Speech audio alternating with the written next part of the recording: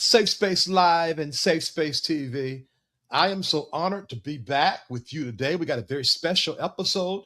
Have you always felt like the marketing tips that you received centered white people over black people? You ever felt like you're forced to put on white face just to move in your particular market or industry?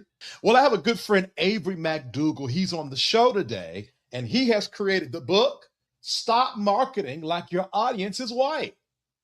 He is going to set us free to be who we really are, but to framework it in a way that works for your product, your business, or whatever you got going on. Now, Avery is the founder of Correct Strategies. He's been in the marketing space for 18 years, based out of Atlanta, Georgia.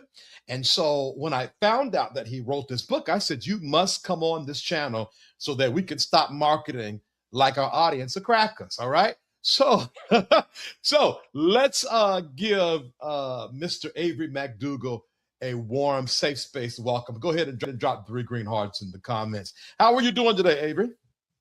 Doing well. Thank you for having me. Oh, you're welcome, man. You're welcome. What got you in the marketing space? Very interesting. Starting off in college, you're like, what am I good at? What do I want to do? Of course, as Black folks, they push, become a doctor, become a lawyer, and none of that was fitting me. I was a creative person and I stumbled across public relations. And then from public relations, I decided, hey, I need some money, and marketing paid the bills, and I fell right in line with marketing. And so far, I love the data side and the creative side of marketing. Yeah, I don't think that people truly understand that marketing is a leg in its own. You know, just putting up a flyer in and of itself is not marketing. Can you very quickly sort of highlight what is marketing in its most simplest form? That's a good question and it can be tough, so I can break it down because Sure, go ahead. marketing has a lot of cross disciplines, as people say, communications, PR, but marketing is a science. A lot of people say a science. Marketing is really looking at numbers, looking at how do we make people move? How do we make people adopt something or to believe they need something? Whereas if you think about communications, communications is telling the story, but marketing is really getting people to move their seats and to move their butts into seats and really understanding the science behind behavior. So marketing, would that be a like hook, pitch, call to action, that kind of framework? Yeah, it's all on the scenes. It's a lot of research. It's really knowing your audience. It's more than just the create. Most people think of marketing, oh, it's a fun to do. It's easy. I'm creative. I can come up with a theme, but you really got to understand the science and the mechanism of by like how does Hill audience respond to something? If you say cracker, if I say soda cracker, you say cracker, or the N word, how does that make me feel? How does it make me respond? In marketing, we go a step farther. Sometimes marketers, we study people's trash. You're like, why do you study people's trash? If I study your trash, I can tell a lot about you and build a profile. Or do you eat out? Are you single? Are you on this? Are you healthy? So all those different things that we do in our everyday lives, that's what marketing studies, and that's how we're better to sell to our communities and people different products. That's so interesting. One of the challenges that I've had, Avery, is how do I get this data? So, for example, of course, YouTube has its analytics, 18 to 35, black, female, but my assumption is it goes way deeper than that. How does the average person get this data on who their audience is, what makes them tick, what doesn't make them tick, without spending thousands of dollars for consulting? You won't.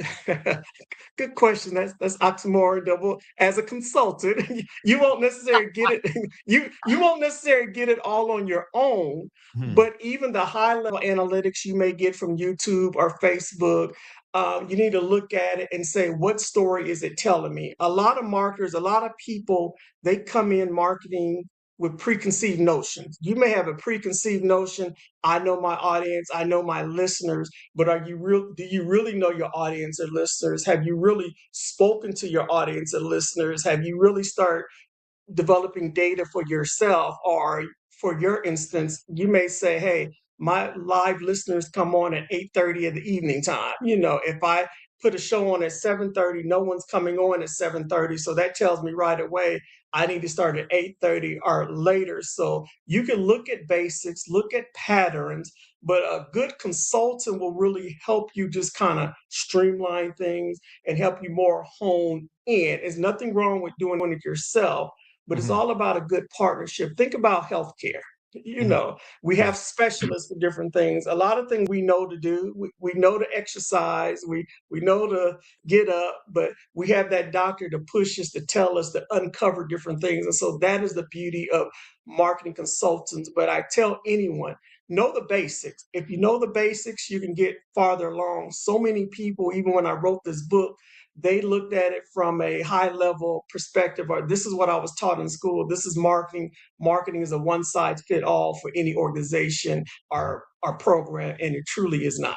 Mhm, mhm. Got it. Got it. So basically, what you're saying is if you get the simple data, 18 to 35, male, female, educated, black, white, you pretty much have a good framework to build some kind of data system off of or something like that. Correct. That's a good framework. You may take it a little bit further, and it may even take you like you get the framework, but you have to look at things over time. You can't just say, hey, I pulled the numbers for the week of April, but am I looking at it over 1 month, 2 month, 3 months time so you can really see patterns? Because a lot of people do surveys, but surveys, depending on how you draft the surveys, can skew what you want them to say. And so you have to be careful in how you collect the data, when you're collecting the data, and who's asking the questions for the data. Because a Mhm. lot of times, if you're going out there, they're going to answer your questions how you want them to answer it, but you're not getting truly the true data. So part of marketing is learning how to remove yourself from the equation and putting your consumer hat on and saying, let me look at this from a consumer perspective, not from Avery the marketer or Susie the plumber, the lawyer, different things of that nature, but from the consumer that is producing your, not producing, hearing your content. Tracking, tracking. We're going to get into the book. We're going to get into the book, but I want to ask just about uh, the black, not only the black consumer, but the black tastemaker, if you will. Do you feel that black people tend to not put enough money in the science of business more than the inspiration of business? Yes, in some sense. But let me take it back a little bit. The book, although addresses Black people, but it goes even farther and not just, a black or white thing. It's really about, who you're talking with and not looking at your business from one lens. But as a Black consumer, yes, we need to really look at the science of marketing and not just look at the creative side of marketing. Because as Black consumers, we figure, hey, we went viral. I'm popular. Oh, I'm good, but does your product really solve an issue? Are people really responding to you? Is Mhm. it a longevity issue? Because you can get something that's popular for 1 week, but what happens the next day and the next day? And so when we Right. look at our majority audiences and their businesses compared to some of our businesses, we fall down because we go for the short term rewards instead of the long term. And so marketing, knowing the patterns and different things will help you look at the long term patterns to sustain your business for generations versus for a moment. Yeah, I mean, because I was able to monetize this platform with just a couple of 8,000 subscribers and two private communities, more than probably the person who has 8,000 subscribers like me, and they're trying to get the viral video. And so, with between text messages and emails and funnels and bringing people in and certain connections, you don't have to be viral to make money. As a matter of And fact, you just oh, go ahead. No, go ahead. Uh-huh. you just said something unbeknownst to yourself. Although you had 8,000 people following you, you knew your audience. You were able to, I never could say that word, you know what I'm trying to say. Monetize, yes. Yeah, Right, from your audience through the channel communities. A lot of times in marketing, especially as minorities, we think we have to be big. We right. think, oh, I have to have 1 million followers. Okay. No, it does not. You may have 200 people, are they really strong? Are those 200 people become your brand ambassadors to help grow your brand? And so, but as long as you know your audience, you continue to grow, you continue to add other platforms, your audience will continue to grow, and your early adopters will stay with you and help your business flourish. And that's all through really dedicated marketing, whether you realize it or not. Absolutely. I would rather have 200 strong supporters than 20,000 subscribers any day. Because you're not guaranteed with just the 20,000 subscribers that anyone is going to go, that any of those 20,000 are going to be hard headstrong for you. It might be 50 of them that's going to buy everything you do and go to the highest level of your private community. And so I like the Gideon approach, where you just, let's narrow this army down to 300 of the most skilled folk, and let's move this puppy, versus trying to be viral and all you have is virility and no money tea. I hope that you're enjoying friend of the show, Avery McDougle, as we discuss his book, Stop Marketing Like Your Audience is White. If you want to connect more with this platform, text VTerrillHill to 833-458-3658. Text VTerrillHill to 833-458-3658. If you want to join my email community, we're about to start that back up. Click the Linktree link in the video description box of the video you're watching now. Please support this platform by sending $10 to the SafeSpace Cash App, and that is $SafeSpaceVTH, $SafeSpaceVTH. Every and anything else I have going on, click the Linktree link in the video description box. As well, you can join the $9.99 community I've been hooting and hollering about in this video. One more thing, we're going to be live right after this, okay? Avery and I will be live right after this stream to join you all, ask questions, talk, have the conversation. So if you have any questions for Avery, hold them, because after this pre-recorded interview, we'll be coming on live on this exact stream. Let's get into the book real quick. I won't even ask any more questions. Let's get into the book real quick. The book is divided up into 4 parts. Part 1, Stop the Nonsense, What's Broken.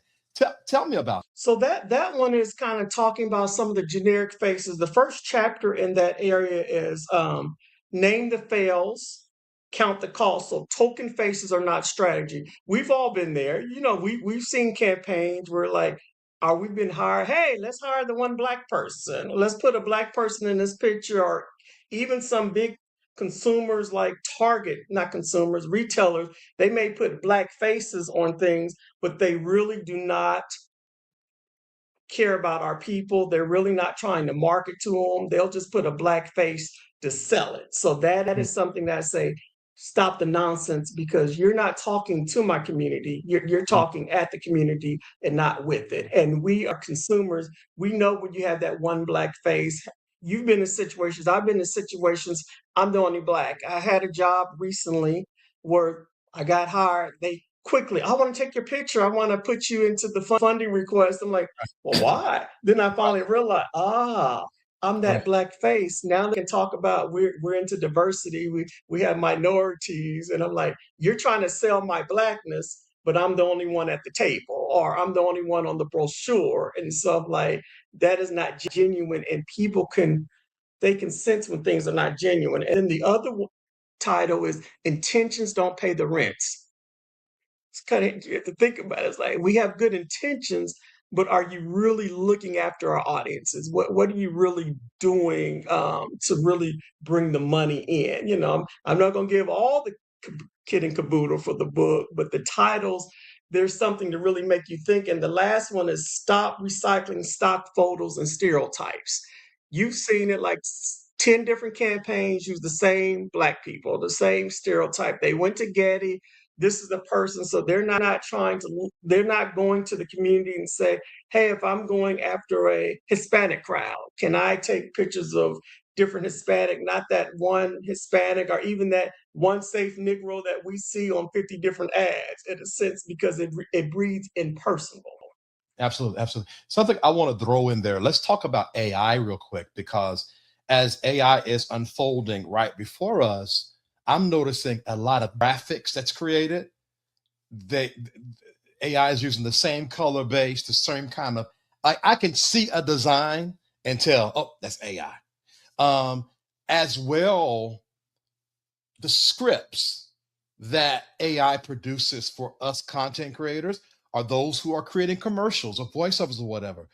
Like, excuse my French, Avery, but I need to say this to my audience. Don't let AI take the nigga out of what you're doing. Now, what do I mean by that? Like, especially us as Black people, we naturally create soul. We're so filled in all that we do. And if we keep on allowing AI to A to Z without our soul input, we're going to end up being white adjacent.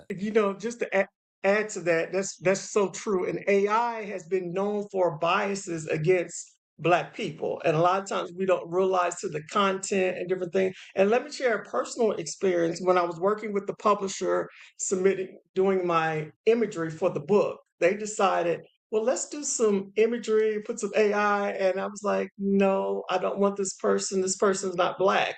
And they just darkened the lady up. So, oh, she's Black now. It's like, no, this is like a Indian woman or different thing. I had to kind of fight even with my images of what they're presenting to me. I was like, these are two or three of the same people. I want a Black person, a Black woman with natural hair. And he said, what doesn't matter? I said, this is why I wrote the book, because you just disrespected me in my face. I understand the AI, because a lot of us, and you'll see this in the book, we'll take AI and think it's the Bible. But even with AI, how you input your research, how you put the information will help you get the outtake that you need. If you take the first pass, then you're doing yourself a disservice. AI is very useful, but even in your marketing, I have many people now, oh, I'm not going to invest in marketing. I'm not going to do this. I'll let AI do this for me. But then AI is missing the point. It doesn't know your audience and different things of that nature. And then you're in worse shape than what you are, because now your consumer is saying you're not authentic. You're just using AI, and you got to learn how to trick AI. You still use it, because I use it, but there's a way to trick it to get what you need. You need to understand the language of who you're marketing in front of. And I want to flip the script. I've worked with a lot of churches, and I noticed that sometimes Black churches will play a certain kind of music on their shorts or reels or whatever that you will never hear when you go to the church. It'd be some old, Maverick City music. But then when you go to the church, it's and I would tell them, I said, listen, why are you playing that? Ain't the people that listen to Maverick City is not going to enjoy your Black Pentecostal experience. All right.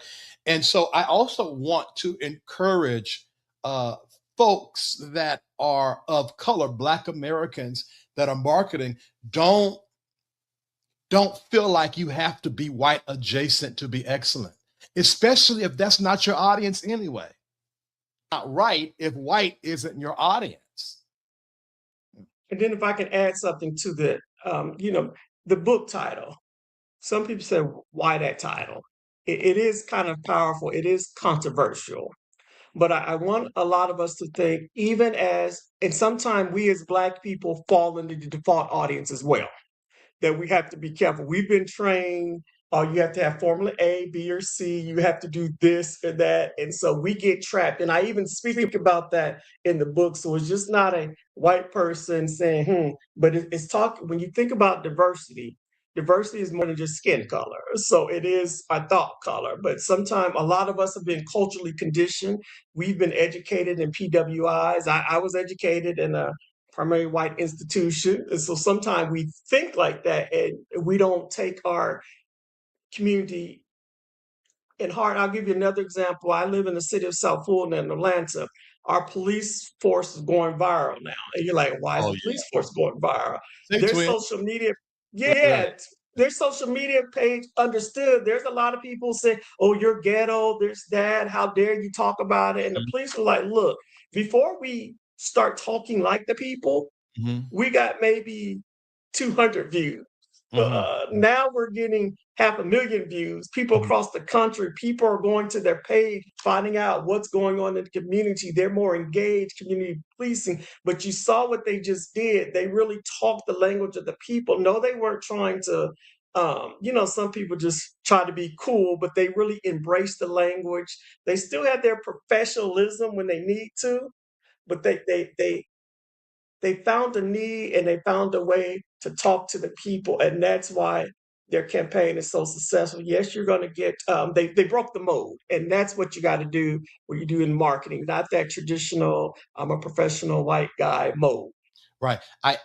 What I hear you saying, and I want to say this for the audience that's watching, Avery, is that you have to know the language of your audience. And if you are tone deaf, you are not going to be as efficient as you want to be in marketing. So, for example, my audience don't mind me saying nigga and cracker. And I know that. And if that was an issue, I wouldn't do it. And so I know the language of my very black audience. Now, maybe your audience, Avery, won't rock with it, but your audience is not my audience, which says to me that a great deal of marketing on the kind of solopreneur journey is truly understanding and being okay with who you are. Because a lot of people get marketing wrong because they've even gotten their own identity wrong.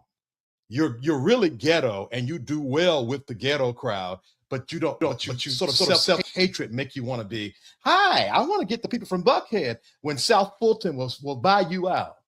Go to South Fulton where your language is. And it's interesting when we think about the book.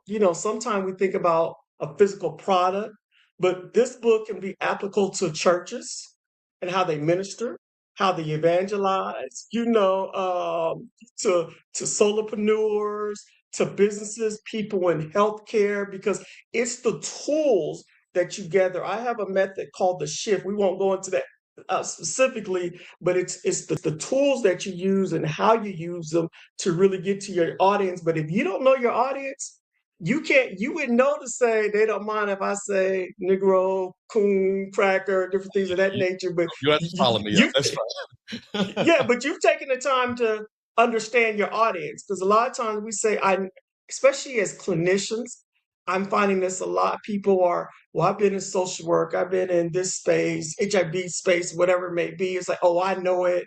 I've been in it for 20 years, but their campaigns aren't connecting. We still have high rates of HIV. We're having people not getting tested. But now you had to think of the language. I was running an HIV campaign in Pennsylvania recently, and my bosses and them were clutching their pearls in a sense, because I switched the language. One of it was I swallow, get tested, and people like, oh my God, you're using that, bitch, please. The white audience were like, oh my God, Avery, what the hell are you doing? Yes, they were like, we don't know your pushers. Like, trust me, I know the audience. I'm not pandering to the audience. There's a difference when you pander versus when you really know your audience. Right. No, absolutely. And I think, and not to get lost in it, I think there are more people need to be in these marketing rooms when these campaigns are created, because it's a thin line between pandering and just truly innately knowing who the audience is. Really, I don't want to get lost because we got 3 more parts. Let me add something. You just said something. That's one of the reasons why I wrote the book. When I first got the idea of being in the room but not being heard in the room. And so many are marketing campaigns for minorities, Black people. We were not at the table. It came in. One of my things I talk about in my intro is, hey, I was sitting in a room with a full of white folks. They had one Black person. They had an ad with one Black. Oh, we met our diversity quote. I'm like, no, this is not my community, but a lot of us, especially even Black people, we won't speak up. And so that was one of my first introductions, say, this book is needed because you can't only market to us, you got to bring us to the table. Yeah, absolutely. And hear what we have to say. I have changed this platform 11 times. And what I have found out recently? I have 2 private communities. One is $2.99 and one is $9.99. The $2.99ers is very diverse. They want me to talk junk. They want me to cut up. They want to laugh. They want to gossip. The $9.99ers want community and me to teach higher consciousness. And I said to myself, if the great majority, if matter of fact, almost every 999er, my deep, at the bottom of my little, funnel is wanting spirituality and consciousness, then why am I not serving that more? And because clearly that's what the people want, is that, and not just, just me cutting up. And so I think it's important to sort of be able to drop your ego and realize, like, the people that spend the most money with me are the people that want to hear what I got to say from a high level space. You know what that just told me too? Yeah. From a marketing standpoint of view, I'm not digging it. That's your differentiator. There's so many, and I'm not calling you a blogger or podcaster just like that. There's so many so many people do the key and let's cut up, let's tear people down, where you're one of the same, but now this elevated group, yes, you don't have the low-hanging fruit of the 299, but they're like, hey, there's nothing out there that talks about spirituality, taking me to a higher level. I'm willing to invest in my greater being. And as marketers, as people, we got to realize that. And you just told me something without realizing it. You're not going for the quantity, you're going for the quality. And so many of our businesses, we only go for quantity. We got to have big numbers, but not really looking at the quality of your followers. And most likely those 999 will be more long-term followers. So you have to shift. The 999ers, every single 999 member are, okay, hold on. 299ers. I promise you I'm not being shady. And if you got a problem with it, just go over there to the 999 and then you be part of that. When I tell you, Avery, there's about 200 to 300 299ers, and there's about 30 to 40 999ers. And those 30 to 40, top quality. I'm talking about top quality. All right. Are you enjoying this book? Click the link in the video description box of the video that you're watching right now to purchase Stop Marketing Like Your Audience is White from a friend of the platform and my personal friend, Avery McDougle. He has been in the marketing space for 18 years. He also does consulting. So if you are a solopreneur or you have a whole 20, 30, 40, 50, 60 member team, and you're having a tough time getting your product or your campaign off the ground, you can reach out to him for consultant services. And that information is in the video description box of the video that we're watching right now. Go ahead and click the Linktree link to get all things VTerrillHill, soul healing. I'm going to be rolling out with a new mentorship program. I've been testing it for the last 6 months. It has proven itself to be well. And so we're going to open it up to the public really, really soon. So I want you to go ahead and get locked in with VTerrillHill. Text 833-458-3658 to VTerrillHill. That's one of the main ways you can get all upcoming information from me. Also, we're about to start rolling out with the emails again. The emails are coming back. So if you want free emails and want a free membership to our email community, go ahead and click that Linktree link and sign up for that as well. It's a double opt-in. So when you sign up, check your spam and whatnot, because the second confirmation might be there. Y'all get ready. We're about to go to the next level. To prove that, Avery, let's go to part 2. Do the work. Talk to me. What's do the work as relates to this book? Part 2 was one of my favorite sections of the book. So anyone can relate. One of my favorite titles is Google Ain't Research, period. And yes, I did broken English on purpose. Google ain't research. We're always around. We probably have those friends. You ask them, Google it. Google it. Right. I'm like, I'm asking you. But I'm here to say, when you want to know your audience, when you want to know your people, Google is not it. Google can give you the framework, it can give you some structure, but it does not tell you the nuances of the audience. It does not replace you from talking to who you're trying to serve. So just remember, Google ain't research. That was a one fun chapter because we could all relate to it. You might have even said it yourself. And think about how easy it would have been if you would have took 1 or 2 minutes to talk to someone when they ask you a question versus just Google it. You're missing out opportunities. And then one of the sessions titles is Nobody Talks Like That. And what does that mean?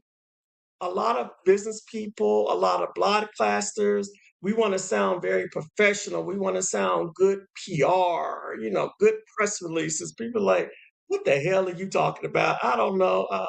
Hill, I talk to you. You don't talk like this. We're Right. pontificating.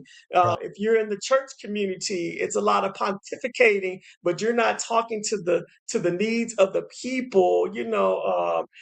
We're here to serve your needs, not some generic terms. And so, but that's very important in your marketing to really move from corporate speak to proper vernacular. We talked about this earlier, city of South Fulton in Atlanta, suburb of Atlanta, Georgia. They master that vernacular of the community and it's really engaging. People won't like it, but those aren't your target audience. So remember that.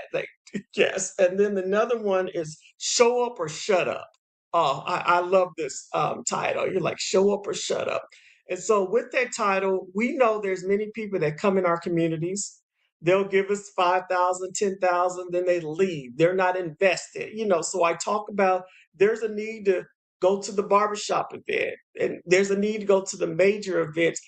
Be there for your community. If you ask something, if you need something, don't just show up when you have an ask. Show up so you can be visible in your community. Show up and volunteer on this or that. So when you're going for the bigger things, people will see that you're genuine, that you care. We're in election season now.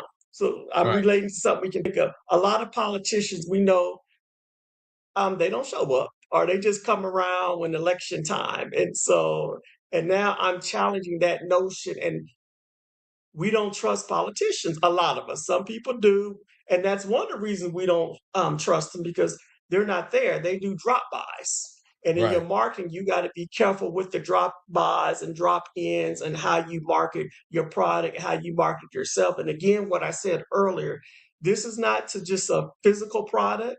This is from a church perspective, a personal brand perspective, how I recruit, because marketing touches a lot of things. Recruitment, how I retain members or how I retain my consumers that I already have. So all these are important when you look at the plethora of how marketing impacts your business. And then the last one is you're not the hero in this chapter. And that goes from, how can I say that?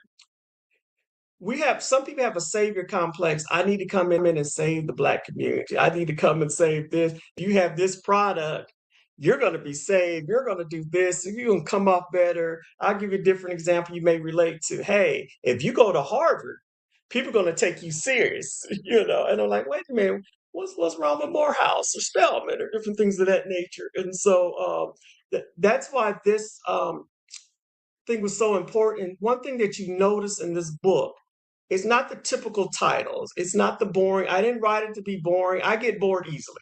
So I wrote the book to be very easy reading, conversational. It also gives you key takeaways. So it's just not a book of me just talking. So when you get it, you're going to see key takeaways. Oh, this is how I can apply it to the real world or my thing. And that's very important. And that's why I use titles like Google ain't research, period. Nobody talks like that. Show up or shut up. Right. Now, first of all, absolutely, because just by the titles, okay. Point in case, or case in point, however you said. Avery called just to speak, and I was walking. I said, "Man, it's not a better time you could call." I just started my walk, and we were just talking normally because we're friends. And he says, I don't know how his book came up, but as soon as he said, "Stop marketing like your audience is white," I said, "Oh, I got to interview you." Just simply because this is the language of this platform. And so he didn't have to tap dance. He didn't have to do anything at all. The title alone created a space for this interview. And so you got to understand your audience language because you're one title away from touching the world, or rather your world. And Um, if I can add to that, it was a challenge at first because I was like, "Oh, am I being too unapologetic, being too bold?"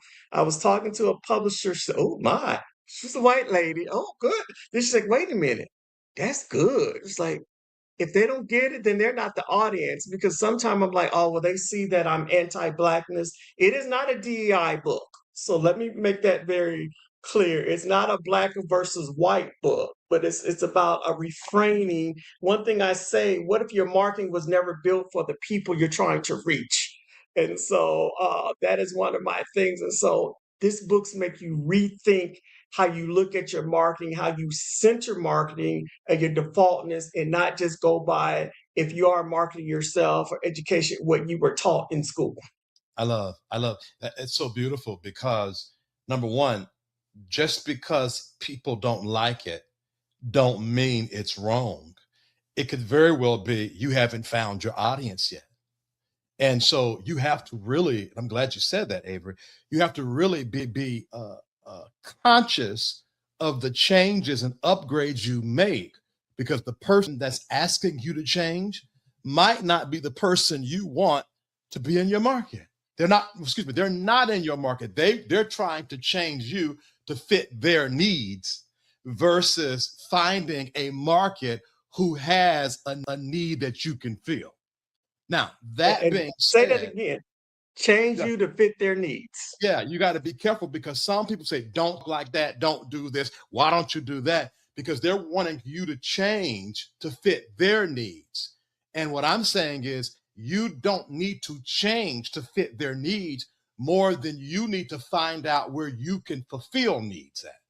And there is a place, a group of people that you can fulfill their needs. And then you use those people to customize and evolve and make yourself better. Those voices. I hope that you're enjoying friend of the show, Avery McDougle, as we discuss his book, Stop Marketing Like Your Audience is White. If you want to connect more with this platform, text VTerrillHill to 833-458-3658. Text VTerrillHill to 833-458-3658. If you want to join my email community, we're about to start that back up. Click the Linktree link in the video description box of the video you're watching now. Please support this platform by sending $10 to the SafeSpace Cash App, and that is $SafeSpaceVTH, $SafeSpaceVTH. Every and anything else I have going on, click the Linktree link in the video description box. As well, you can join the $9.99 community I've been hooting and hollering about in this video. One more thing, we're going to be live right after this, okay? Avery and I will be live right after this stream to join you all, ask questions, talk, have the conversation. So if you have any questions for Avery, hold them because after this pre-recorded interview, we'll be coming on live on this exact stream. I have an all-Black woman advisory council, and every one of those women, 99% of them are in my 999 room. Why? Because I attract Black women, and if you're in that 999 room, you down for the down. So those are the ones that I'm going to listen to. Those are the ones that when they say, well, VT, have you done this? I'm like, let me think about that because they're my core audience. Now, I want to say something about language real quick, and then we're going to go to part 3. One of the things that I'm so glad about this platform, and I'm not trying to be the hero, okay, about this platform is that we're so unapologetically us. I don't have to beg for support. All I have one job to speak the language of the moment to my audience. And if I do that, if I'm just up here jaw jacking, I might get, I do my 10 people do $10. I might get $5. But if I mess around and catch the beat of what's going on in the moment, I don't even have to ask people to send. They automatically start sending money because I'm meeting a need. And so you cannot be so focused on selling a product that you put the product before the needs of the people, even if the product meets the need. Let me say that again. You cannot put the product before the needs, even if the product meet the need. You need to go need first, solution based first. And here's how we can fulfill that need, said product. But if you're so product focused to get to a bottom line to sell, you're going to miss an opportunity to get some real customers, some real fans. And you were talking, and I was thinking when you said your base. I'm going to bring Tyler Perry into the discussion. You love or hate him. He knows his base, and he's built upon it. Thousands of people say, "I don't want to listen to his stuff," but he understands what those women want, what to give them, and it made him a millionaire. Different things, and so marketing, you can't be everything to everybody because in the marketing space, everyone think they're marketers, but some of them don't know jack diddly about marketing and different things of that nature. So, No, but it's a absolutely. perfect segue into the part three of Mhm. making stick stories and legacy. Because one thing that I did, and it's very important, you might have not picked it up, but on each different chapter, I have a quote. Mm-hmm. And it's very important to me. They mean something like in this section, the quote is the metrics that matter can't always be measured. And I'm going to Mm. read that again. The metrics that matter can't always be measured. Talk about that. Talk about that. And so what that means, as business people, as podcast leaders, we're always looking, oh, I want the data, data, data, data. Data is important. I'm saying it's important. But some things, when it works, you just said something earlier. The first chapter in that book is when it works, it works. You know your audience now. You understand it. Even though other people saying you need to do this and this, like, no, my 999 ladies, they're my advisors, they're my backbone. I'm not going to mess with that formula. But one thing we have to learn is some things will flop. I've had campaigns that flop. I had to learn, but you have to repeat from it, and you can't do that because sometime I'm looking at the impressions, but did my campaigns really move people to action? And I'll break it down. And I ran a statewide COVID campaign, an HIV campaign. I wanted to connect people to care. I didn't want to just do pretty advertisements. And so everything I could not measure, but as I start breaking my marketing down, I start something simple. I was featuring overweight people, fat people with their shirts off, trans people. I wasn't using body beautiful people. People like, what the heck are you doing? But I'm like, these are the community members. Y'all don't understand that. But once I start using these body conscious people start following, looking at the campaign. It wasn't just another pretty campaign that didn't really relate to this person, because even in something like a COVID or HIV, we were trying to talk to an effeminate man, or like, no, anyone's at risk. The women are there. We're talking out prep. And so a chubby man, a DL man. And so, but it took a lot to really kind of, one, I was able to tap into it because, from my lived experience of understanding different communities, but then also not just sticking to the data, because you said something earlier. Hey, I know my audiences is 18 and 25-year-old. That's nice. But what do you know about those 18 to 25-year-olds, beyond their age group? Do they go to college? Are did half of them suffer mental health or different things of that nature? You have to dig deeper, get those different questions. And so that's why this section was make it stick, stories and legacies, where stories are very important. Talking to people, really learning their story will help you kind of to be successful. One of the chapters is called advocacy is the new ROI. You're like, well, why is that? But the more we talk about something, you said something earlier about the deep spiritual connections. So some people are advocating for that. And guess what? That's going to be the space that's going to grow your business now, because you're not selling a product. You're just advocating. I'm not a part of that. I can't afford the $9.99 yet. One day. So, but I done bought this book. You can give me 1 month. No. You know, hey, I got tick for tack, okay? But you know, but you're tapping into that spirituality, that Mhm. advocacy. Yes, You're doing something deeper, and that deeper connection is really yes, getting you followers. They don't mind investing into you, so it's a mhm, different form of marketing. But it's yeah, just so much important that the demographics, the data will not tell. yeah. No, I love that. I want to, before you move forward, I want to say something about uh, what was the quote about the numbers again? Uh, Gosh, The metrics that matter can't always be measured, or that one. the metrics that are cannot always be measured. The metrics that matter cannot always be measured. And this is a little bit maybe not pointed directly at that quote, but very adjacent. So, for example, person number A can have 20,000 people that saw a video, and person number B can have 2,500 people that saw the video.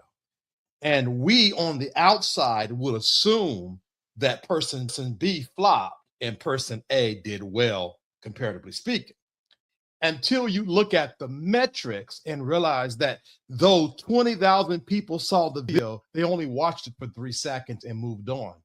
While 1,500 people saw at least half of the other video. And so if you're measuring by these simple numbers, you'll be calling yourself a failure when you're really winning.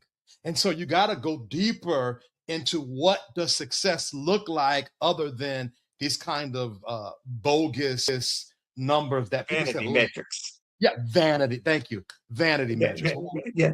A lot of marketers of people, they get stuck on the impressions and, oh, I had 80 million impressions. So what? How many people clicked your ads? How long do they spend with your videos? That is important.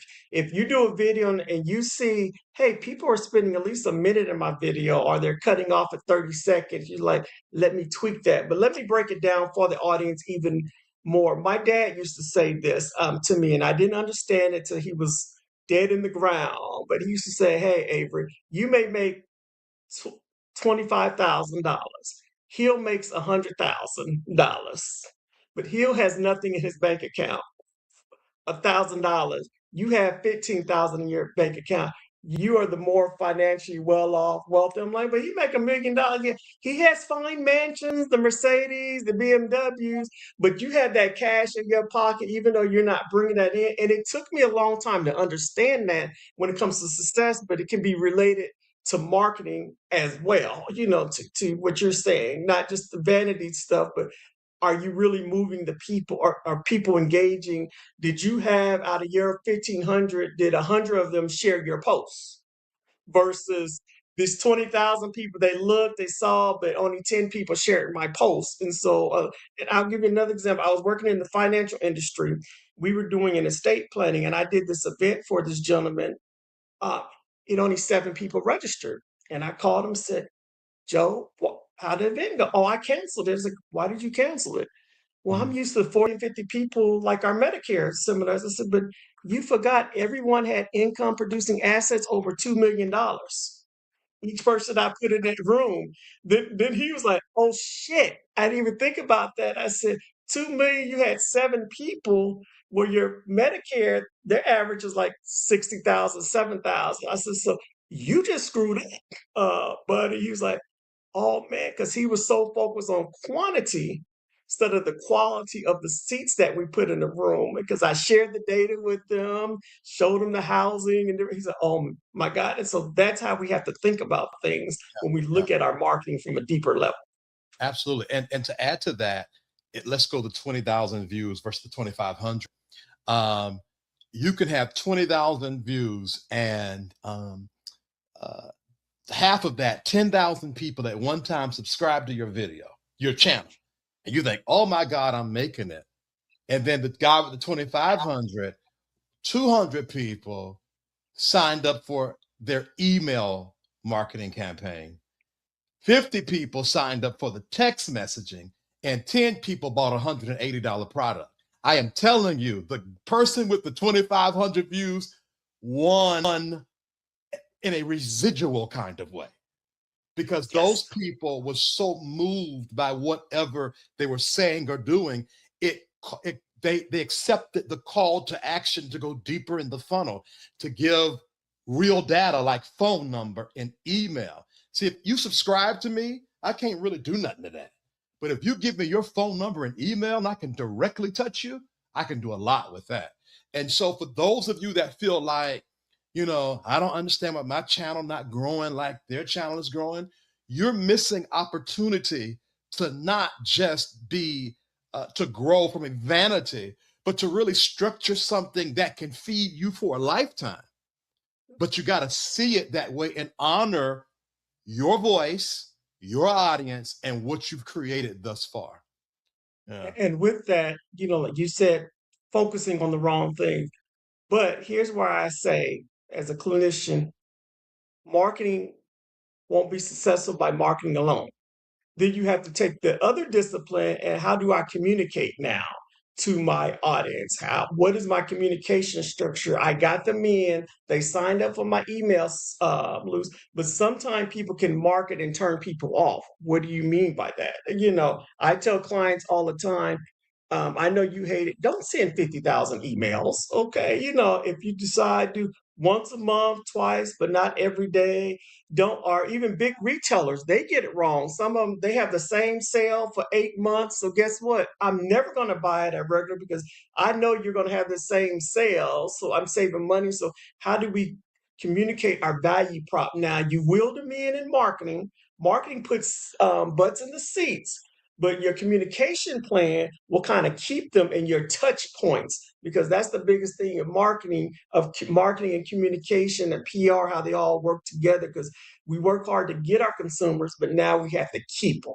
And you can't leave one out of the other. They both have to work together. Right, right. And there's so many, and I'm gonna get lost in this. I'm gonna say this, we're gonna go to part four. But there's so many, because of, I love that term vanity metric. There are so many people that are so excited that 100 people join their email list, and they don't understand that whether that the what's that word? The turnover rate Yes. is huge. 100 people subscribe, 200 people unsubscribed last month. And so it's way more than just the vanity. And I think that's important because I deal in the soul healing space. And from a soul healing perspective, for those of you that are here for that, what am I saying? What you have created thus far is good enough to take you to the next level. Stop comparing yourself to vain metrics that don't matter at the end of the day. There are people with Be 20,000 subscribers and they average 2,000 videos. There are people with 2,000 subscribers and they average 20,000 views. So do not get lost in the vain metrics. Listen, if you're enjoying this, I want you to click the link inside of the video description box of the video you're watching now.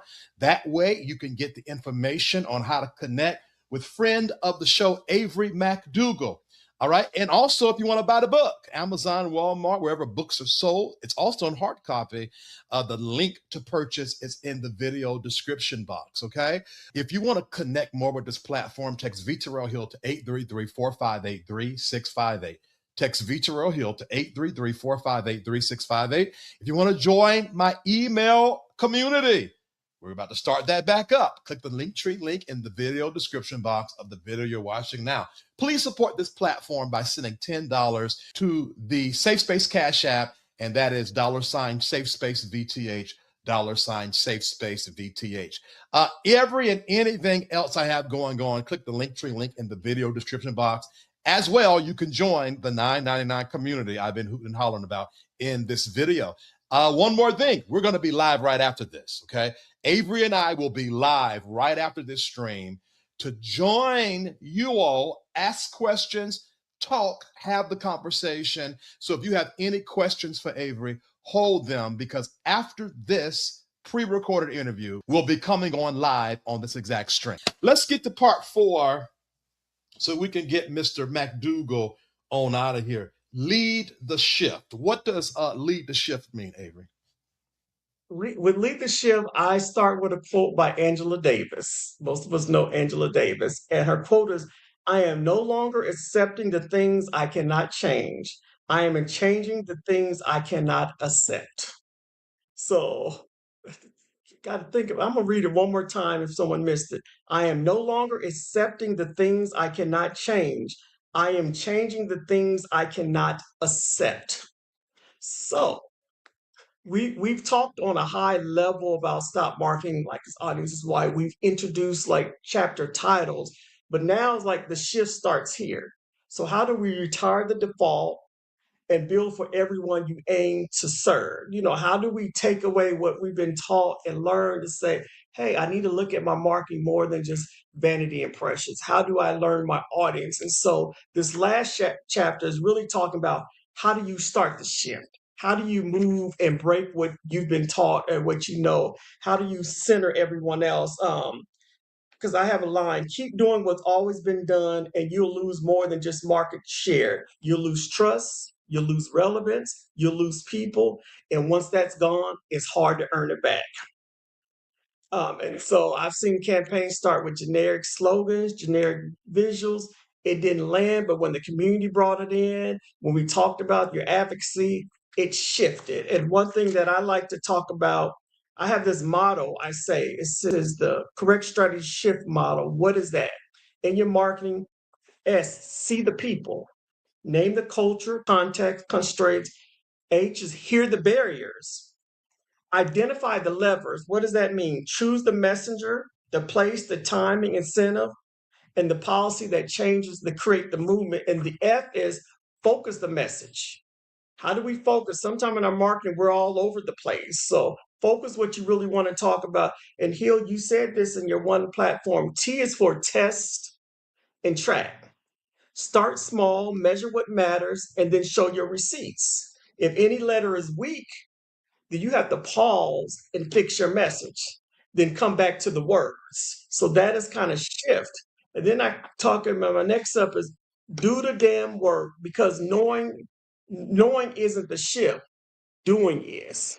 So it's good to have this knowledge in this book, as you say, but if you don't apply it, and the good thing with this book, and yes, I wrote it, so I'm not bragging, but it's very practical.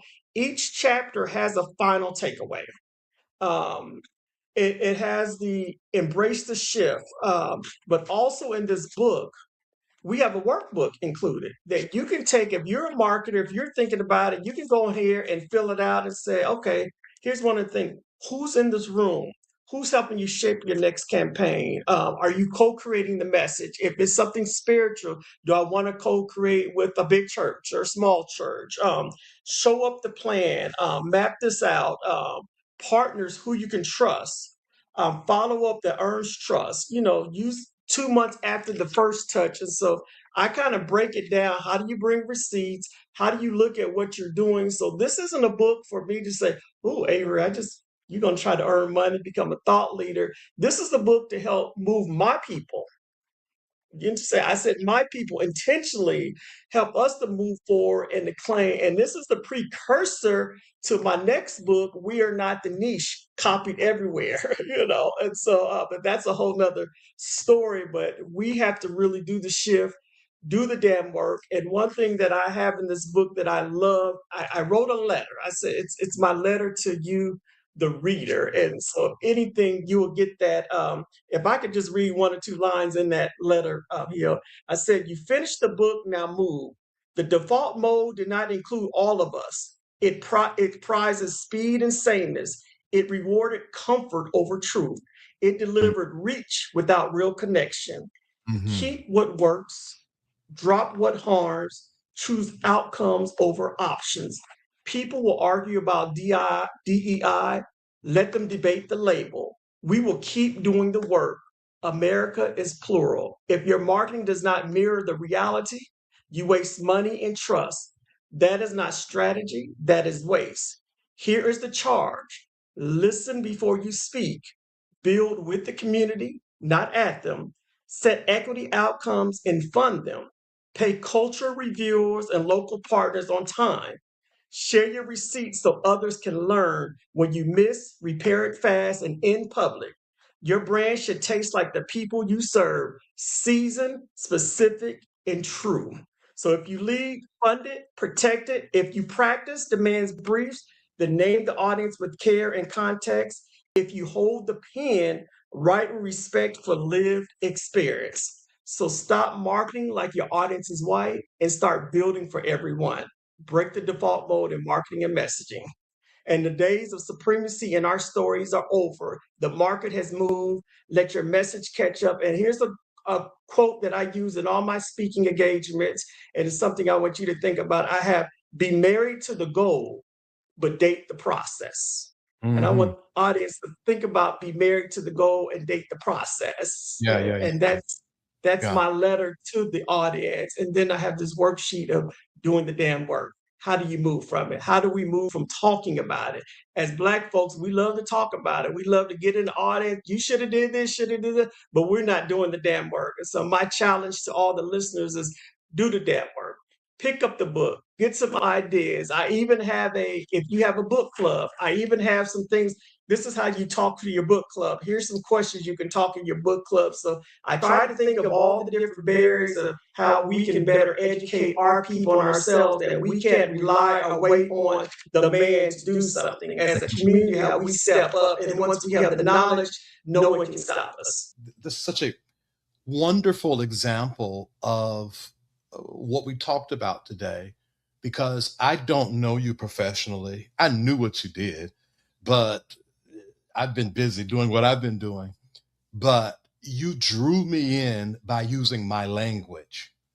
And now that you drew me in, you've captivated me by fulfilling the need, by your presentation is just as strong as your title. You know, your title ain't strong, and then you get up here and fumbling and bumbling. And so I want you all to listen, look, observe how Avery has even used this book to get the attention of his people and educate us when it comes to marketing. So again, the Linktree link in the, not, excuse me, there's a link inside of the video description box of the video you're watching right now. Stop marketing like your audience is white.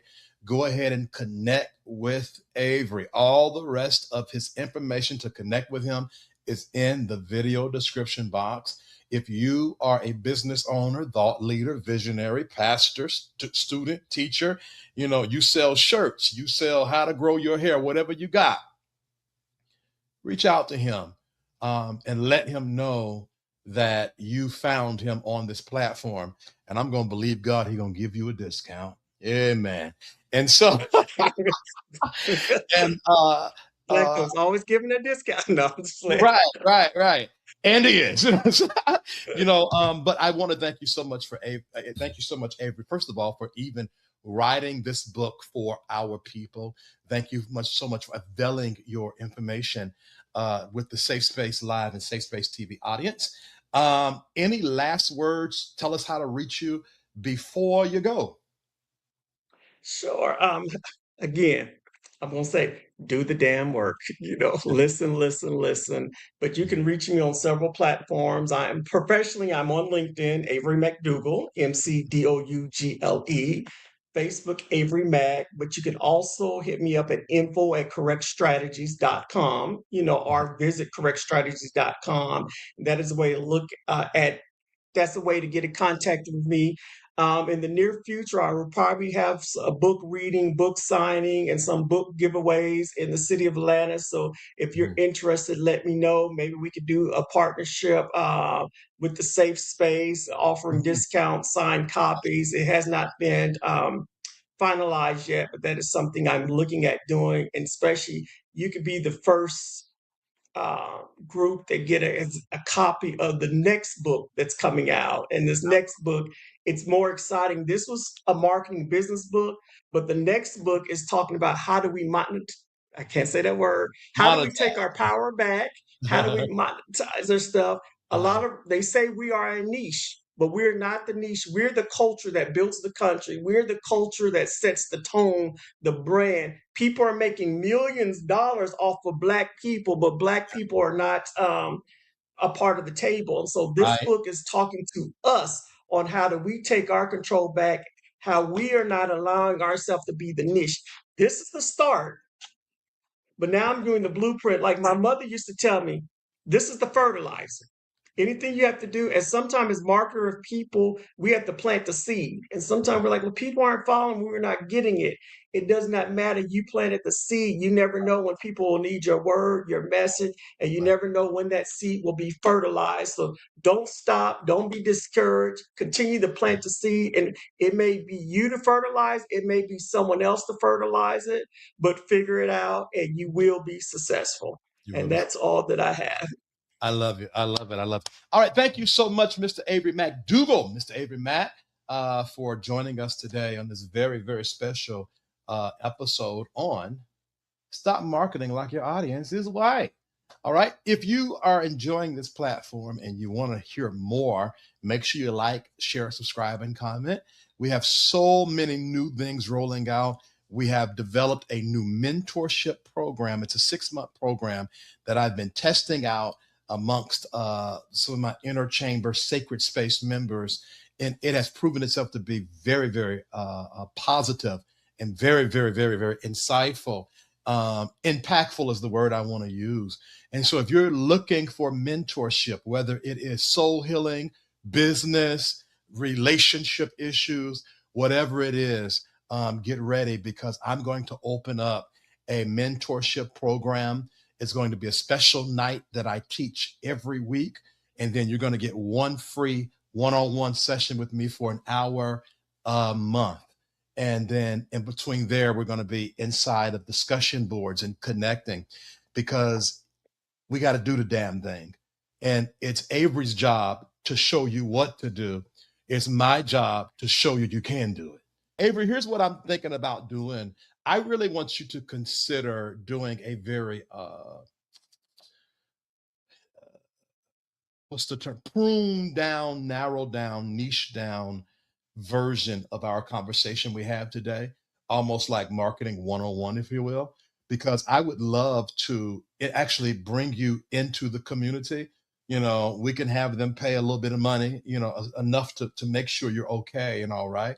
But for people who want to like have access, ask questions, get like, okay, start here, do this, do that, 10-step program or whatnot. If you come up with that, then I will definitely set it up in a group fashion. And then that way from there, if they want a one-on-one with you, they can. So if you do that, holler at me. I'll make sure that we open up the private communities to that, because I know there's a lot of people that just want to know what the heck to do.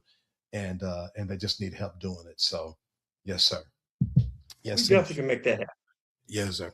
All right, y'all. Y'all be blessed. If you enjoyed this, drop 3 green hearts in the comments. Till next time, be blessed. Bye.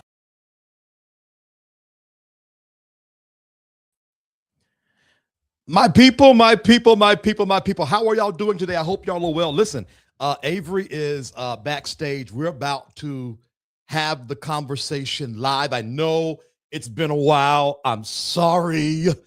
I promise I'm coming back. I'm coming back after this. Hand to God, I'm coming back after this. So here's what we're going to do. We're going to play this good old commercial for good old time's sake real quick. And then we're going to chat and catch up with each other. We're going to talk with Avery, all the things of the things of the things. It's been so long. Oh, my God. It's been so long since we've talked. And so let's do it all, okay? Let's talk with Avery. And then if we need a family discussion, I do not mind going live after this, or choosing a time later on this evening that we go live in the private community. So don't go nowhere.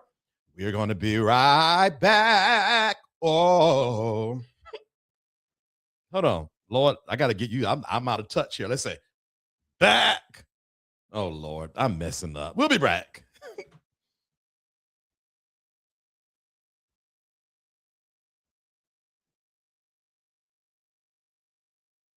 Safe Space, refuge for growth and healing. Want to be connected to all that Safe Space has to offer? Join our email community. Stay in the loop with inspirational insights and updates. Join our email community and connect with like-minded individuals on the path to self-discovery. Sign up now. Find your tribe in a safe, supportive space. Join the Safe Space private community and connect with others who get it. We're waiting for you. Stay connected wherever you are with lives and video drops. Text VTerrillHill to 833-458-3658 for instant updates and powerful insights. Join the text community now. Curious about what's next? Book an intuitive tarot reading with VTerrillHill and get the clarity you need. Your future awaits. Heal from within and transform your life. Schedule a soul healing consultation and take the first step towards wholeness. Start your journey today. Click the Linktree link inside of the description box connected to this video for all of what the Safe Space universe has to offer.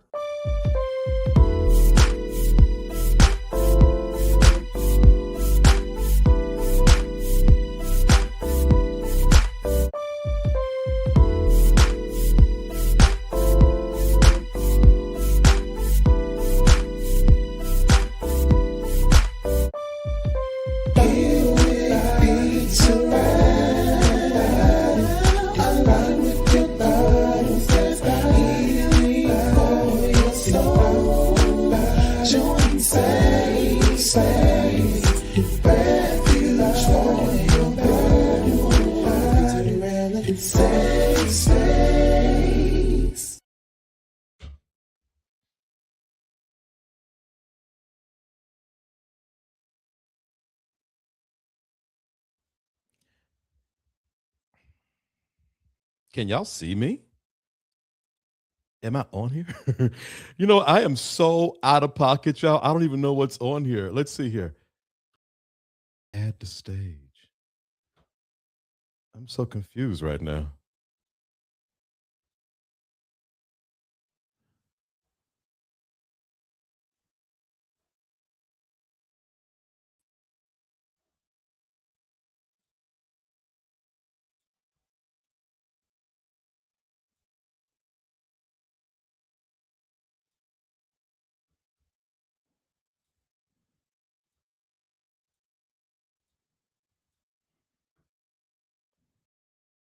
If you can hear me, drop a green heart in the comment.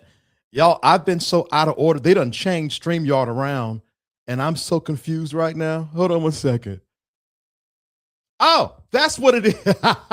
That's what it is. Okay. All right. What's up, everybody? How y'all doing today? Welcome back to Safe Space Live. And actually, we're simulcasting on Safe Space TV as well. As I said before the commercial, I know I've been gone. I'm going to do better about that. I am, well, not better. I've been going on purpose, but I'm back now. You know, I leave and go as I please. I'm disobedient. At any rate, we do have Avery McDougle, the author of Stop Marketing Like Your Audience is White, behind the stage, and so he's going to be with us. Okay, so if you have any questions, any comments as we are talking, you know, put them in the comments, and then we're going to ask those. Other than that, we're going to chat a little bit.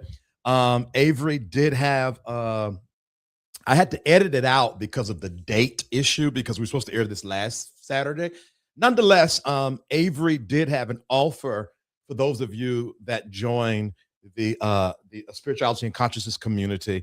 You have opportunity to get a free book if you join in the next 2 days. Now, the beautiful part about that is you get 4 days for free. So you can essentially win a book for free just by playing the system. All right, I'm going to bring him on. Let me see if I can't work this out. Hold on one second, okay, guys, because I am just as confused. So I'm going to try to bring him on in a way that works. And if it don't, I'm going to bring him on this way because I am out of practice with this. Be right back. Okay, hold on. Now there. Then I want to do this.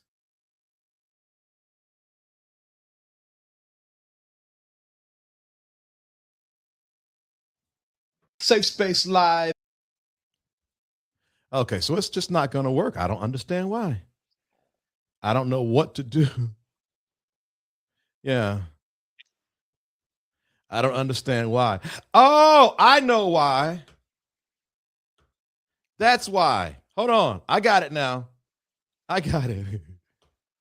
There we go. Okay. Listen, hey, bro, I am out of touch. I haven't been live in so long. I'm just hitting all the wrong stuff. That's what I was supposed to have been doing. Avery McDougle, how you doing, man? You doing all right? Man, I'm doing good on a Saturday. Good. Now, did you go to church today? SI Baptist today. Oh, interesting. Okay. Listen, Celeste, I'm sorry. I'm out of practice, but we're here. I think we look good, so I think we're here now. Avery, first of all, thank you so much for speaking to us about your book. There's so much I want to talk about. I want to talk about vanity metrics. That was something that I was personally moved by, vanity metrics, because I know it discourages a lot of people. Like, I think there are like 5 people on here right now. And so one would think it's a dub. It remains to be seen. For example, if I get one person to join either the private community or the spirituality and consciousness community, it's a win. It's a W, because that person is going to be residual versus 1,000 people. And then, matter of fact, believe it or not, someone has already sent $20 in Cash App from this show. So one would think, let's just get into it. One would think, oh my God, it's a flop, but that's what we're talking about. You got to learn how to use what you got and stop worrying about the quantity. Can you expound on that some more? Before that, again, thanks for having me. And before we jump into the questions, I kind of want to start with this, just as a premise for someone that might have not did the pre-recording. I didn't write the book to start a debate, but I wrote it because I kept seeing the same problem: marketing that looks good on paper, but never connects in real life. So that's really, I want to set the stage for that. And many of us seen campaigns and thought that wasn't built for me. And that's where the conversation starts. So if you could rephrase your question, then I can go right in that. I just wanted to frame that at the beginning. What have you ran into a lot of sort of vitriol about your title? Like, what do you feel like that was necessary? No, it's interesting.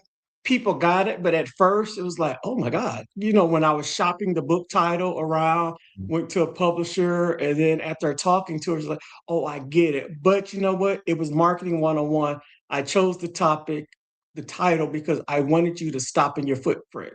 Yeah. Most of us, especially us, we would not pick up a book if it said marketing 101 or how to do this. You needed something to catch the attention of the people. And as I took my own advice, talking to different people, doing like solid small focus groups, then I decided this is the topic. Let me go with my gut instead of letting society or that one-dimensional way of marketing stir my title choices. So I had to take my own advice when I chose that title. God, now I want to go 1,000 different directions. So I'm gonna have to get my pen and paper out, because interesting, you said us, but it raises the point that what you had to do to get quote unquote us to pick up the book is speak our language. And see, a lot of times what happens is you have these companies, these marketing companies, they use a white adjacent language, and that works for a people that's not us. And then be like, see, y'all just don't want to learn nothing, when you used all of the studies and statistics and discoveries to get them people to pick the book up, or they wouldn't have picked it up. So is it that Correct. we don't pick up books, or have we been so trained to be white adjacent that we haven't learned to speak our language? Because to your point, you gave me the title, I didn't even read the book. I said, come on the show. So have at it. Talk about that. And you said so much, because it is so true on all the points you said. We have been trained to be white adjacent. We use example on the pre-recorded live when I talked about the city of South Fulton. Even as Black individuals, we always hear the term, oh, that's so ghetto. Oh, it's ghetto. Yeah. You're using the colloquialisms, you're ghetto. And like, I asked someone, what is ghetto? I tell people, hey, I'm bilingual. I can speak Ebonics and the Kingsman English in a sense, but we're one of the communities that we we despise our own uniqueness and say it's not professional. We despise what gives us the spirit and the culture, what everyone else wants to copy from. We run away from it. And so, this is a reminder. I even have a section because, prime example, we can be in leadership, we can be represented in the room, but we can still not be at the table. Clarence Thomas as an example. Just to throw, not to start a whole nother subject, but a lot of us have been culturally conditioned to think, hey, the Ivy League school, this is what we're taught, this is how we have to present ourselves, because it's the white standard of beauty, the white standard of thought thinking. And so this book was meant to talk to white people, talk to Black people, and say, hey, we got to shift our thinking. If we want to move the needle on growing our churches, growing our businesses, growing our private groups, we have to think differently. We have to understand our audiences. And when we look at some people that are successful in man's eye, we know and understand that they know their audience. They don't venture out from it. The greater community says, we need more of this, we need that. But they're like, I know my lane, I know who made me rich, and I'm gonna stick with it. And so many of us are dumb and blind. We have this mentality of, I am a PhD, I'm a doctorate. So I have all the answers, and you don't. And that's why your programs fail. Or we have comments like, oh, the Black audience is hard to reach, or this audience is hard to reach. No, you didn't take the time to know them. We're not hard to reach. Yeah, I think that is, and the fascinating thing about this, Avery, is there's such a soul healing element to this, because what I hear through my soul healing ears is, if you want to reach your people, you have to first fully embrace who you are. Your people are wrapped up in you, and perhaps maybe that's why you have not been as successful, because you're fashioning after another platform, another group, and that's not your language. And there's a people that want to hear your language. And I think that's such a strong point when it comes to marketing. And one other thing in going in that line, be true to yourself, be true to you. Yeah. And everything's, but there comes in a point, depending on what it is, if it's a business, I can be true to myself, but if I'm marketing to a consumer, how do I understand the consumer? There's a chapter in my book says, you're not the hero. Too many brands come in and say, hey, get this water. This will solve all your issues. It's not about your brand. It's about, are you really talking to my needs? How's your product going to meet my needs, instead of your product and you being the savior? And we love leadership. We look for the Martin Luther Kings of the world and different things of that nature. But Martin Luther King, there's no other Martin Luther King that's going to save us. So how do we talk to them and say, hey, the safe space is giving you tools to hopefully help you move along. We're not your savior, but we're here to aid you on your journey to a safe space, to aid you on your journey to greatness. And we have to look at that from a marketing perspective, that same attitude. I love that. So what I hear you saying is, in the beginning, you find your authentic voice and you use it, but then you're not the hero. So as you begin to grow, as you naturally attract people by your authentic voice, then you must assess the crowd and then pivot per need of the crowd that was attracted to you. Right. That y'all, for those of you guys that like this kind of talk, that in itself is what is it called? A jewel, a dime? What do you call when you a gold? What do you say when you drop something? You know what I'm saying? I don't know. But I think that's so important, because I know for people like me, you attract the people and then you do put yourself on the pedestal, and then you wonder why you have a heavy turnover rate. It's because though you were the bait, you are not the scaling, the fish, the grease, the kitchen, the pan. Those come from the people. I think that's so rich. What happened to you that made you decide to write this book? That I wouldn't say what happened to me, but life experiences. Being a African American man in the marketing space, I often was really the only person. You know, my career started a nonprofit.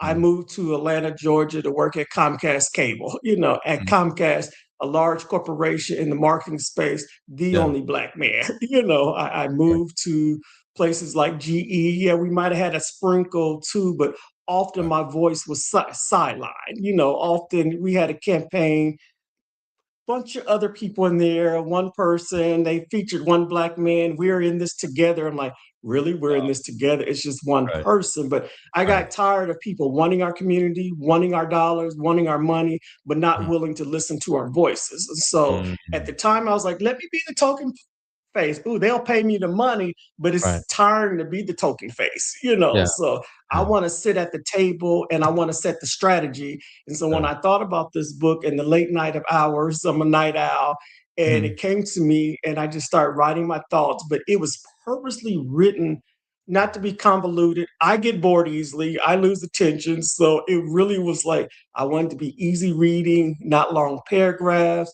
Each chapter have a quick takeaway because that's how I see my career. Let's give people bits and pieces, Mhm. understand how people consume information. And I looked at my experience and my career and said, hey, this is time. Because so many times I was challenged, like, ooh, that's a little bit too urban.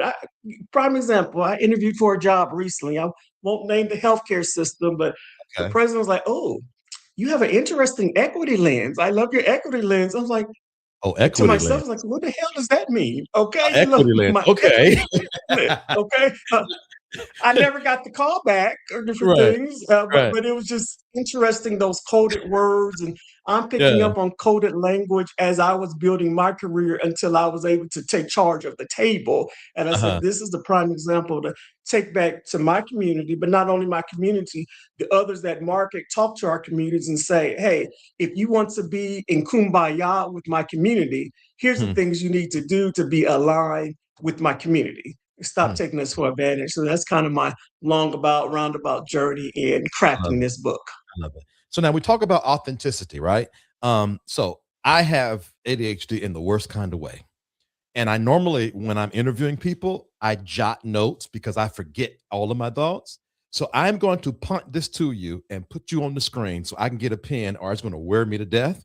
And then by the time I come back, I'll be good to go. Because if I don't stop now and just take this L, I'm going to be scattered all over the place. Because okay, We hold on. got it.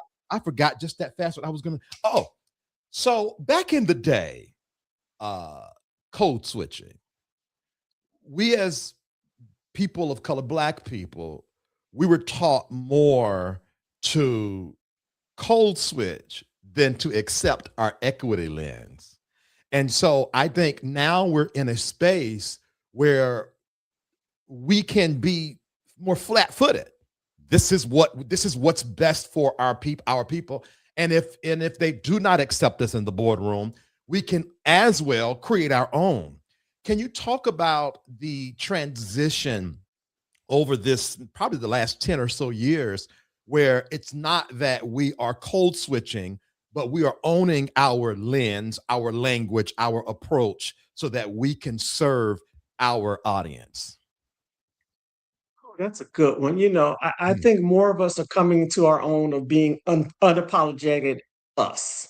And with that, it's like we're seeing that we have been code switching. We've been successful code switching in our communities and our colleges, but what has it got us? And so now we're saying, hey, it's time to shift the dynamics and the power in the room. Like Avery has the power within him. Hill has the power within him. Your listeners, you have the power into you. And so we know code switching is not getting us anywhere. So let's be our authentic self and let's get to what we need to be successful in our careers and our families. And I guess I have to talk a little bit more. Am I still alive? And one of the things I like to say when I talked about you're not the hero until Hill comes back, when your community leads, the message lands. And so a lot of times as marketers, as business owners, we have an idea, but we never really take it to the community. I'll give you another example. I live in Atlanta, Georgia. Of the Black Wall Street, many of you have heard the Black Wall Street. Sadly, Black Wall Street is closing down. mhm, and it's sad, it's a great concept. Oh, this is a space for all African Americans, minority people to come, but it's closing. But the one thing that I think the owners failed to do in that space, great idea, they didn't really talk to the community. That space was almost an hour outside the city. Oh, Black folks were driving an hour outside the city just to right, look and different things. He did right, not really market. He had a great idea, but sad to say, it was not sustainable. He got online complaining, "You're not supporting me," blaming the right, community and different things of right, that nature. And that was a no-no. Instead of saying, "Let me really find out what the community needs." Yes, I'm part of the community, but yeah, just because we're part of the community, part of a product, do we truly understand? Let me take it back to a safe space environment. Hill is the proprietor of Safe Space, but if he doesn't listen to you as the consumer, he won't right, know the topics you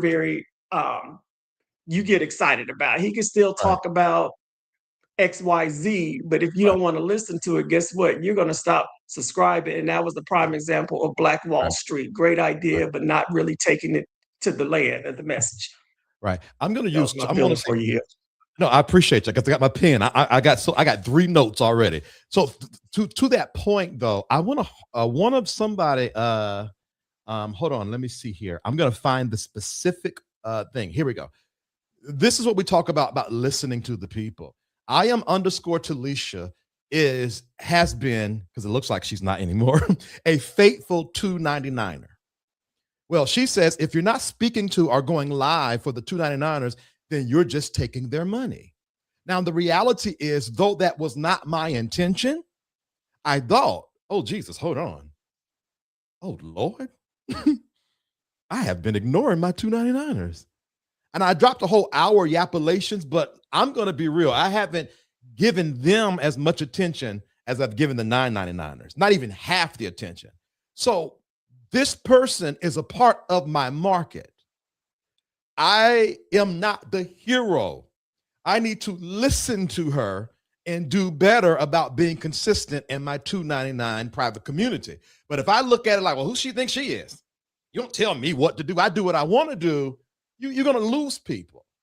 And so it is important that your marketing comes from your market. Those that follow you, attracted to you, are a part of you. And I am underscore Talisha has been around a while. So I listen to people like her. And that's a real thing. So we were having the conversation in the comments. I'm like, okay, I'm coming back. I'm so sorry. I want to jump to Celeste's comment real quick. She says, almost as if the key difference in pulling away from marketing toward a white audience is authenticity and community. And what I want to pivot to you on is, let's use the Black Wall Street example. Do you think, Mr. McDougle, that stuff like that fails because it's not just the authenticity, but do you think that we're trying to use a white framework in a Black world? So, for example, if maybe subconsciously we've modeled how other people have done it. Okay, so we're going to do that over here. What they're doing over there, we're going to do it over here, versus asking ourselves, what is the framework for over here? So not just the language, but it might need to be built totally different, based on who we are and what we are. Can you talk about maybe dismantling, if necessary, because you're the what's the name in here? But let's talk about framework, and do we need new framework? Thank you. That's a good one, but let me just touch base on something the other comment said at first and leading into this. Even with your audience, sometimes as marketers, entrepreneurs, we grow too quickly. We grow too fast and we ignore the important people. But the one thing that you just did and is leading into my thing, you still have to go back and reach back. Even you've reached a plateau. You Yeah, can't forget about the people that brought you there. And yeah, now moving into like the Black Wall Street thing. Yes, some of it was centered around this is how you talk about it, this is how you market, or you don't have any money. But I think the key difference is a lot of us sometimes we have this mentality, I know it all, or I Googled it, AI told me this. But AI is not giving me the reality where many of our businesses fail, marketing fail because one, there's no market research. There's no framework. You have this wonderful idea, not saying your idea is not wonderful, but you're relying just on word of mouth. So yes, some traditional things are good to still implement, but yet you have to say, I know my community. Like for instance, if I was doing Black Wall Street in Metro Atlanta, if anyone know Metro Atlanta, it's crowded. Stonecrest, yes, it's a Black community, but you know the average brother, sister is not going to drive an hour and a half, 2 hours because they No. saw it as a flea market. It was, and they let the narrative grow as a flea market setting versus this is a valuable place. So it was very important to really not let the narrative speak for themselves. Here's the general marketing. Oh, I don't have a sign. I did this. People should know about me, but you're not Nike yet.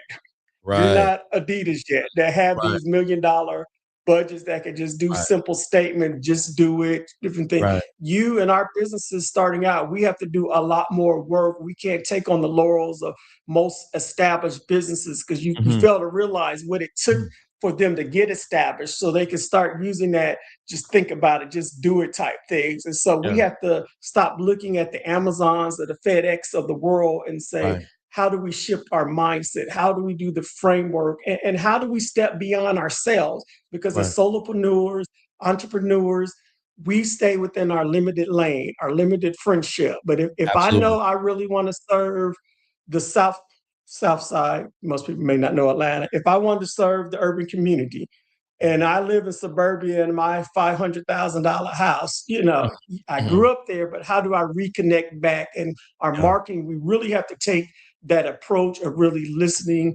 understanding, and not just saying, here's what AI told me I should do about marketing, but what am I coming in to do for my community, and why should people support my organization? And if we ask ourselves some of those questions, we tend to be much more successful in what we do.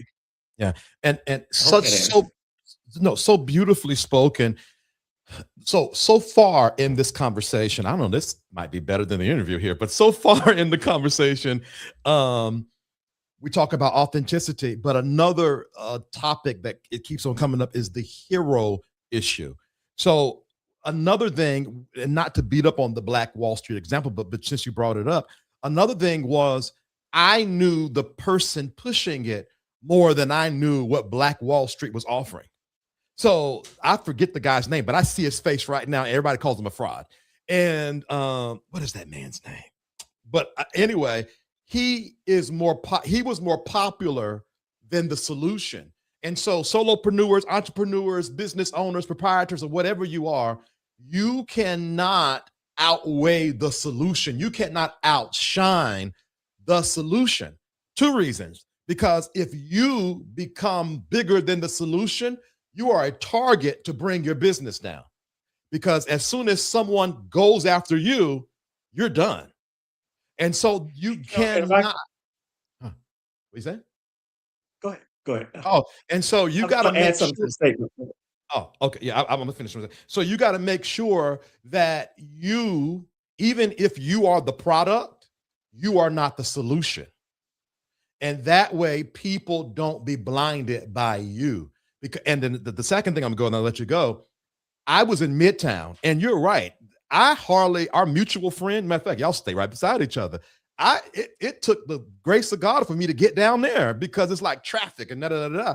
And so the people that probably could have really supported and carried Black Wall Street was probably in Midtown, or probably in that area where you could Uber for about $20. Because I know a lot of people in Atlanta didn't have cars because Atlanta is truly becoming a walkable city. And so I'm gonna have to pay $50 to go to Black Wall Street when I can just go to First Friday High Museum and for $12 on Uber. And so all of that matters when you're creating a product. Go ahead, Avery. And to your example, you got to think about where the Black wealth was sitting at in the city of Atlanta. The South Side of Atlanta is a wealthy side of the town. These are Yeah. the Black entrepreneurs. This is where Right. our Black mayors gold live mine. at, former Mhm. mayors. And not saying Stonecrest does not have it, but the Right. one thing you said earlier, too many times we become the business and not Mhm. the brand. Yeah. Yeah. And I'm going to take it back to another point of view. I used to work in a nonprofit, and my boss said this to me, and it stuck with me. So many times, our agencies, our Black nonprofits, they build on the reputation of the owner. When the Mhm. owner leaves, the company Mhm. nonprofit falls apart. But if Coca-Cola owner leaves, the company still goes on.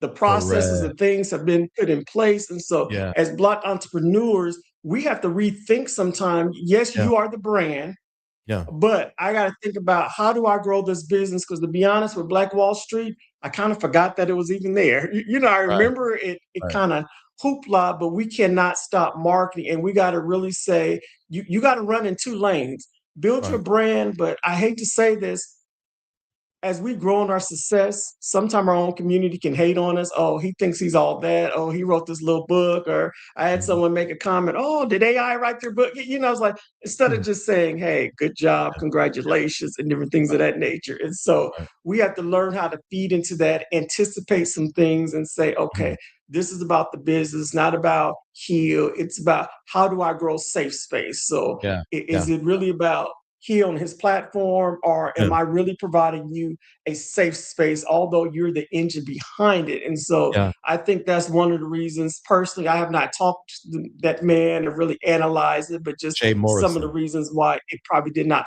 fail. Right. Right. Right. Yeah. It's Jay Morrison. His name came to my mind. It's Jay Morrison, right? That's the guy's name I in can't Atlanta. remember his name either. Yeah.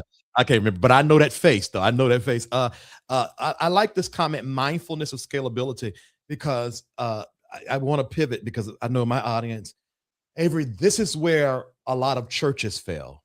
And it burns me so much because the churches get centered around the pastor, which stunts that local assembly because nothing can be done without pastor. I would go to leadership, be like, hey, I want to do A, B, C, D. Okay, I gotta go talk to pastor. Even I gotta go talk to pastor. And so now you stunt the creativity of your team, and it's gonna be hard to scale. And then what I would see that pastor doing is fussing. Y'all are not working and we're not growing. And well, the people don't have the room to grow because everything stops and start with you. And so I want to talk to pastors, parents, everybody. Your organization, your family should not start and stop with you. Now, I want to say this really quick because I don't want to mislead anybody. In the beginning, it is because you're literally creating from your heart, from your passion, from that thing that was put in you. So when you first start, it's really going to be all about you. Even if you check all the dots and cross all the T's, you're going to be operating off of that.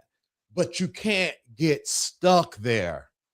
You got to be able to pivot. And I think, Avery, that's where a lot of startups and businesses fall out because they get stuck there. And when the shine is off, they're like, oh, well, we're done. It didn't work when you could have pivoted. So that's that And on that. going back to the church analogy, I'm a church boy myself, but so many of us, some churches, so many of us are in the ministry of the pastor instead of the Mm. ministry of Jesus. Yeah. And Yeah. that's what a lot of us are feeling. Yeah. We don't know how to minister outside these walls. And when I Right. say this book can apply to churches and evangelism, different things, Mhm. because the audience of 20 years ago is totally different for churches. I'm going to use Absolutely. Jamal Bryant. This was a Yeah. controversial statement he said a few years ago in the media. I understood it. He talked about, most of you might have heard him saying, hey, maybe we need to consider a weed farm. And, the Yeah. church Yeah. community went up in arms. I Yeah. remember that. And I was like, Right. man, let me sit back and think what he's really saying before I'm like, thus saith the Lord. I'm like, you know Right. what? It made If you sense. grew weed, sold the weed, and legal, what kind of men would you be bringing and hearing the truth? And my mother would always say, you plant the seed and let God do the ministry and different things. But Mhm. sometimes, again, churches, we try to come in as that hero complex again. There it goes Right. again. It's like, I Right. got to save your soul, but we're not Yeah. providing the nourishment so they can get full on their own. And that's a Absolutely. personal sense. But Absolutely. Before we keep on going, I want to do this. If you want to purchase Avery's book, I wish I'm so out of order. It's somewhere around here. Y'all pray for me. I took my medicine late today. But if you want to purchase Avery's book, there is the QR code. As well, there is a link in the video description, okay? So if you're watching this on your TV or on your computer, go ahead and scan that code. It's going to take you to Amazon and support this. When you buy this book, you are directly supporting this a Black entrepreneur and founder of was it Corrective Strategies, right? Correct Strategies. Correct strategies. And just let me add, if you're not a fan of Amazon, some will not purchase from Amazon. The book can be purchased online at Walmart or Barnes and Noble, and there's some other small platforms, but I don't know much about some of those small platforms. But these are the major platforms if you choose not to do Amazon. Amazon is the preferred, but we do have options: hardback, Kindle, and paperback. Absolutely. So scan that. If you cannot scan, the links are in the video description as well. If you want a consultation, this is Avery McDougle's full-time job. He started a company where he consults. He's done some pretty big marketing projects too.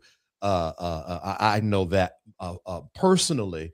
So if you want a consultation with him, click the link to his LinkedIn and reach out to him. As well, if I'm correct, his email address is in the video description. If it's not, we will put it in there before the end of this show. So you can reach out to him and then let him know that you found him from Safe Space, all right? So he can treat you with that good old Southern Atlanta hospitality, all right? Let him know you found him from Safe Space. Let's keep on going. Something that I think is interesting, Avery, we talked about the church, but I don't want to just leave it at the church. How can I, as a person, keep my business relevant? Here we go. You keep the business relevant by keeping your ear to the needs of the people that's servicing or connected to you. So, just because 2 years ago, the solution or the need of your base was this, don't mean it's that now. And so I think a lot of times, Avery, that's why it seems like spiritual spaces are so far beyond the power curve, because it's like we got our ears to the heart of Jesus and not the heart of the people following Jesus. And so we don't know how to properly serve. And so what I want to encourage you is that if you are running a business, you must check in with your base at least. What do you say? How often should you check in with your base, Avery? I'm for like 2 to 3 times a year. Some people say once a year, but that twice, you want that base connection to feel connected. You don't want it to feel like, here's the politician, they want something, let's do it again. But here's something I can add in checking in the base. As a leader, it does not just have to be you. I really prefer, if I grow lieutenants in a sense, put them out in the field and let them know, because you'll get honest answers. I'm an HOA president of my community. Some people don't even know I'm an HOA president of the community, but that was by design. I don't put my face on it, so I can walk the neighborhood, talk, and find out the issue before they even realize. And I was like, oh, I'm the HOA president. Someone's like, oh, you're the guy. I was like, no, it's my management company. But it's so very important to build your thought thinking, your business on some of your lieutenants, because they can help get you farther than you can as the business owner or the strategist. But at least twice a year at the minimum. One can be very minimal, and one touch point can be much more detailed. Right. Two things, because I'm gonna say this, and then let's segue into brand advocates, which is extremely important. One of the things I did, and I probably should say this more to my greater audience, is I have a team of 9, 10, 11, 12, something like that, of Black women that have supported this platform. And I literally will say, all right, talk to me, what y'all got? And so, believe it or not, the pre-interview where I'm commenting anything, that came from them. They said, okay, why don't you, if you want to start doing pre-interviews, be in the comments and talking to keep that community effect. And so they also said that I need to start going live in the YouTube private community, and I'm coming, guys. The reason why I do that, oh, let me say this. I'm going too fast. And the reason why I have been comfortable taking my break is because that base said to me, take your time. Whenever you're ready, we'll be here to support you. And so I just wasn't willy-nilly freeing like, oh, I'll get back when I get back. My Black woman advisory team said, take your time, and when you're ready, come back and we're going to support you. So I'm saying that so that you can know this isn't just talk. You really got to keep your ear on the ground to your strong base.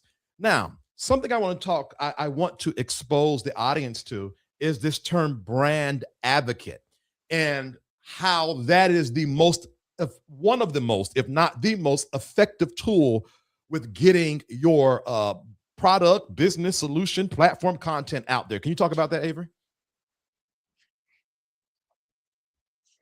And what role do you want me to kind of talk about that? I'm listening and looking at you. As you could say, brand advocacy is very important, but it's always tough. Like, how do we define brand advocacy? Okay, in context to the person that has their problem solved, and you've serviced them so well that they don't mind sharing with other people with your product. Perfect. It's all about touch points. You talked about it earlier with your community waiting. Some brands do it too much. I don't know if you guys agree with me. Like, if I see another ad for XYZ, if Safe Space is again, like, he's putting out content as quick as I can put my drawers on, excuse the colloquium, you start to tune out. But even with your brand advocates, really seek ones that could be authentic, and you could feed your brand advocates information. For instance, if I have a friend of Safe Space, a friend of whatever your business, every now and then, make it easy for them.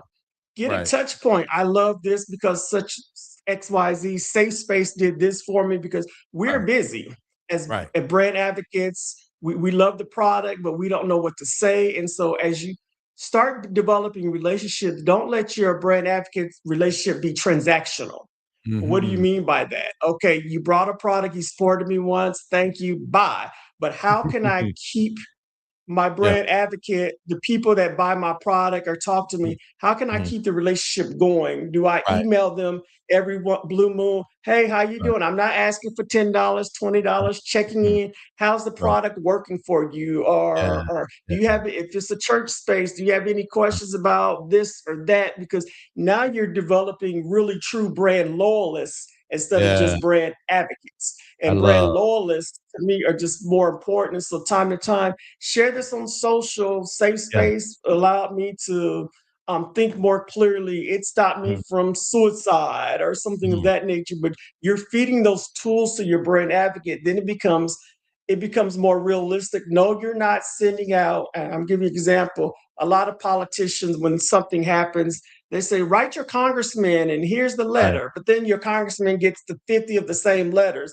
That dilutes your message. But if I can get similar but different tailored messages to some of my brand advocates, it will go a long way, and people start trusting your brand more versus they're saying the same thing. Oh, they're just happy. And guess what? Even if someone may not be as excited in your brand, you can still use them. You could say, hey, I didn't like this product. If you came on as a solopreneur and said, thank you, I understand, we're shifting this, that says a whole lot, because too many times, especially in our online space, someone makes a negative comment, going back to what you started off with, how dare they say that, who screwed them, I'm blocking them. But it shows a level of maturity where you can even talk about your distractors and the people that love your brand. So your brand advocacy have to be true, authentic people. Be careful who you choose to have as your brand advocacy. If someone's always in mess online, they say, you love my product, but you're not the person to represent my brand.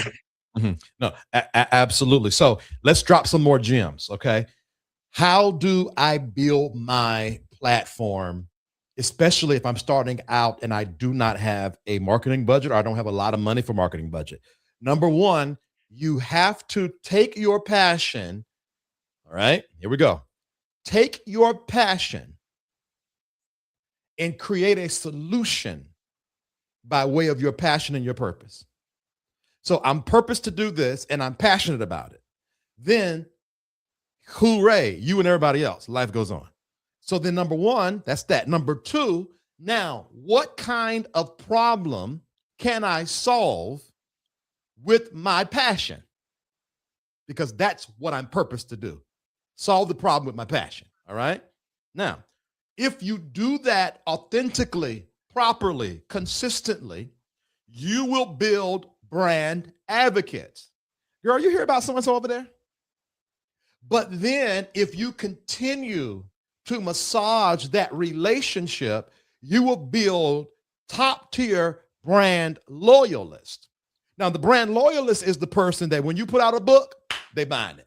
When you open up a new paywall in your community, they upgrade into it. If you need 10 people to send $10, they're sending it. But you know what that takes? That takes humility or extreme narcissism. And that's what I mean by that. You gotta, let's use our words, minister to people. You gotta see the people as valuable. But if you're just trying to find ponds to collect your numbers, you're not going to solve as much problems as you should. So this is a surefire way to build your platform person by person. But I only have 2 people that come watch me live. You better lick them 2 people up one side down the other. Give them your personal cell phone number. Oh, go ahead. Add to that, we can't compare ourselves to other people's success.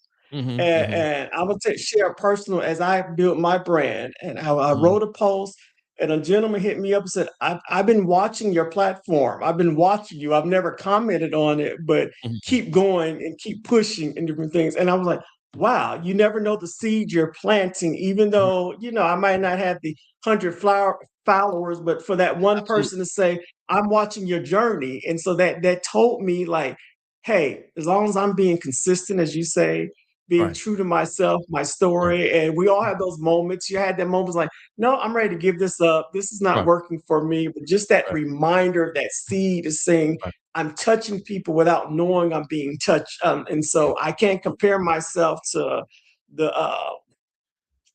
the big business girls of the market because, hey, they had to start somewhere. I can't compare myself to Joel Osteen, but I can compare myself to Avery McDougle and how Avery will succeed, and success is not measured in numbers. I love, man, I tell you what, there's a new, I'm a newfound lover of quartet music. Okay. I'm late to the game. And so there's this young group called DJ Allen and Righteous. I don't know. It's just something about them young boys. They sing, what's that song? I can't forget. I forget the song now. And I was sitting there early this morning, 4 or 5 a.m., looking at them on YouTube. And I said to myself, I wonder how many me's are watching me and I don't know it. Because here I am, I'm not even in their market. I don't go to church. I don't serve their God, but I love their music. And I said to myself, I wonder how many me's are watching me, and I will never know they're watching me. And so you can, oh my God, do not hate on where you're at. Somebody is eating off your table and you don't even know it. And don't do that. Honor where you're at. Now, yes, Walt, you're right. Lick the people. And you can. Okay, let me get off that. I don't know if that was a misspelling or right. No. I said what I said. Lick them. But honestly, you gotta be able to get down. I made a phone call yesterday, Avery, and I'm saying this not to toot my own horn, and maybe I am. Whatever, it's my platform. But I made a phone call yesterday, and I was spoken to somebody I hadn't heard from in a while. And I said to them, hey, I'm here if you need me. And I don't care if you're still in the community or not. You matter to me. And I meant that. I meant that with all my heart. You gotta be able to recognize the people that hold you down. And you gotta make sure you lock in with them, because those are the people that will help you carry your business to the next level. But if you're so locked into what vain metrics and numbers and virality, you're going to miss the true foundation of what you can get to Coca-Cola or Apple or whatnot. So that's important. That's important. And and going back to the statement, knowing yourself. I'm gonna use myself. I'm used to being the guy behind the scenes, creating the campaigns, turn it over, boom, boom, boom. No one sees Avery, knows who Avery is. So this is a new territory for me of stepping outside the lens of being in the front where, getting a little shy. Then a friend was like, you know this stuff. You've been doing it for years and different things. Right. Even how we got on this platform, it's amazing how conversation can lead to something. Our conversation didn't start, hey, I need to be on. You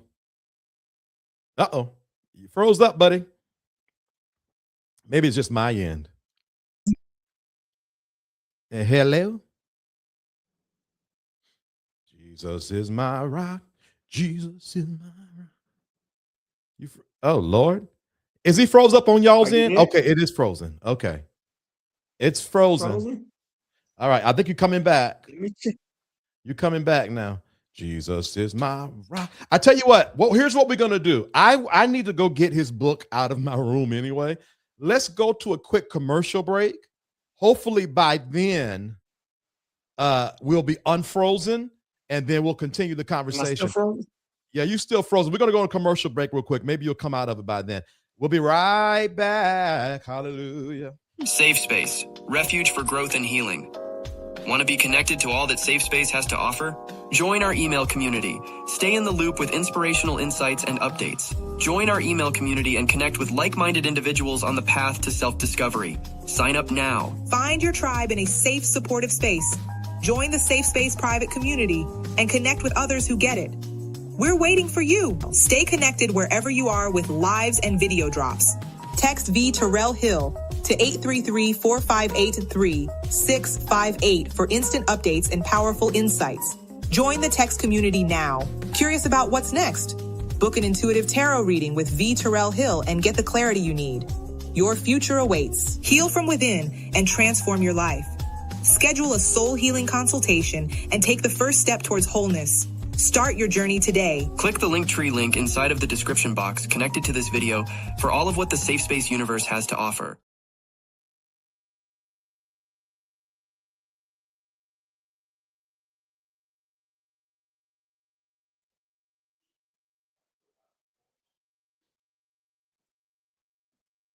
Oh, Lord. Hold on. Was I gone that long? You're still frozen too, Avery. Still frozen? Do I need to come back in? Yeah, come out and come back in. Come out and come back in. Okay.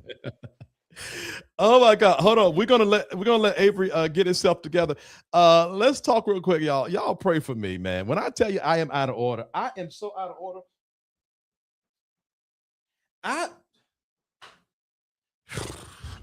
I can't find the goddamn book. Anyway, we're gonna let Avery come back. Hey, how y'all been doing nonetheless? If you're enjoying this conversation, drop 3 green hearts in the comments while we wait on Avery to come back. And I y'all pray for my mind, bro. Pray for my mind. I'm gonna come live tonight in the private community. I gotta take a nap. Tonight I'm coming live in the private community, the 299 community, so we can have a family chat and whatnot. Okay, good. All right, good. Hey, Fran Drew, how you doing? Now, while we're waiting on Avery to come back, I do want to say this, y'all. Here is the QR code to purchase his book, Stop Marketing Like Your Audience is White. I'm telling you, it is a great book. If you want to purchase it and you can't scan it, the link is in the video description box of this video. And please purchase it and support Avery.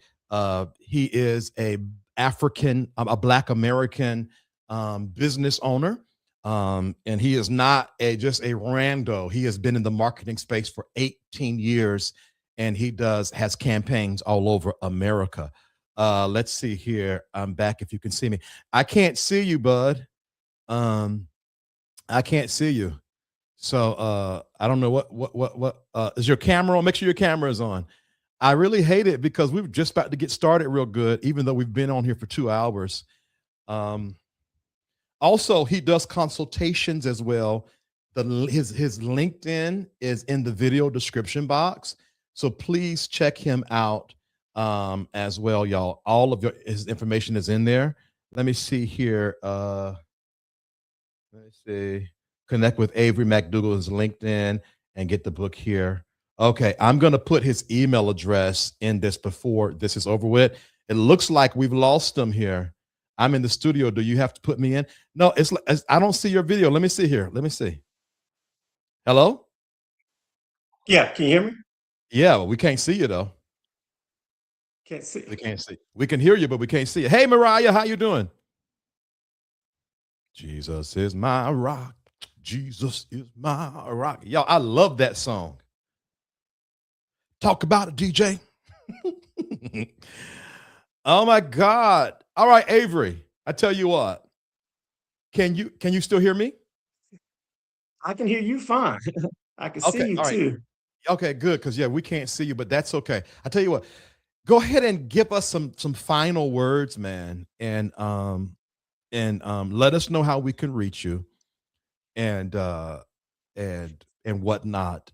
And I really want to, I said this, y'all, and I really want to do this. I really want Avery to condense all that he know into a mini series, and then have something inside of the private community so he can chat. Because Avery, I only know him personally, but he has been a wealth of knowledge. So Avery, give us some last words, brother.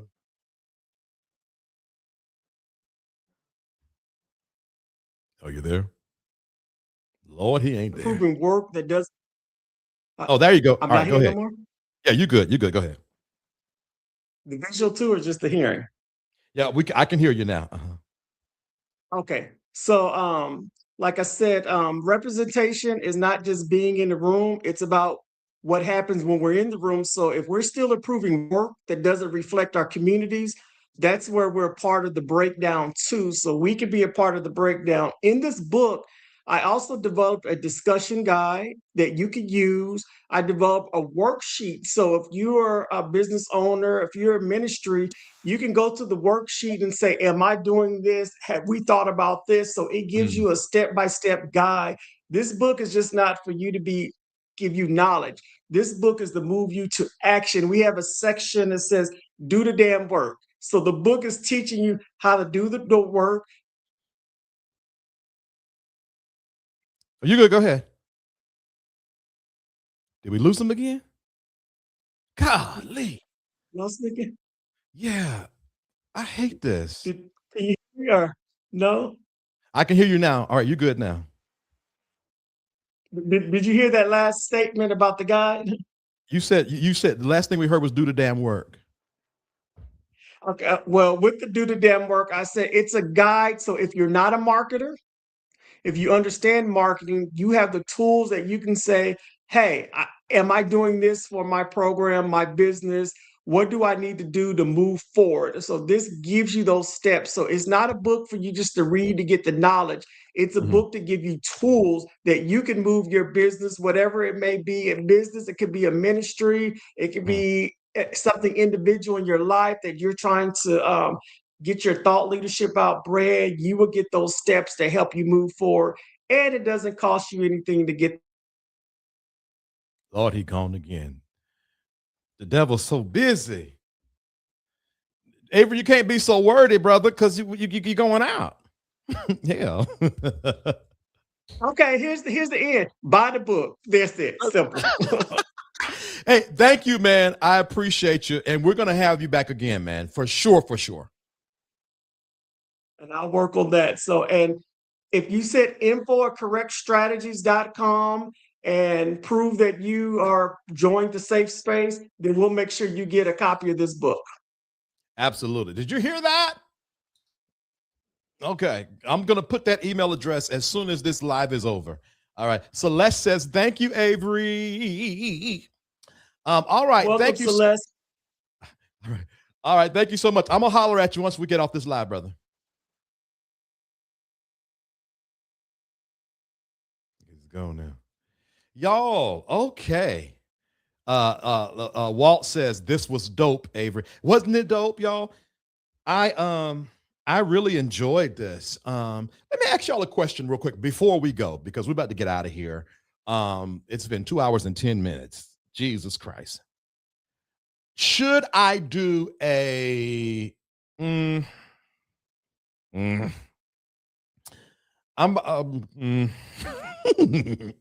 let me see.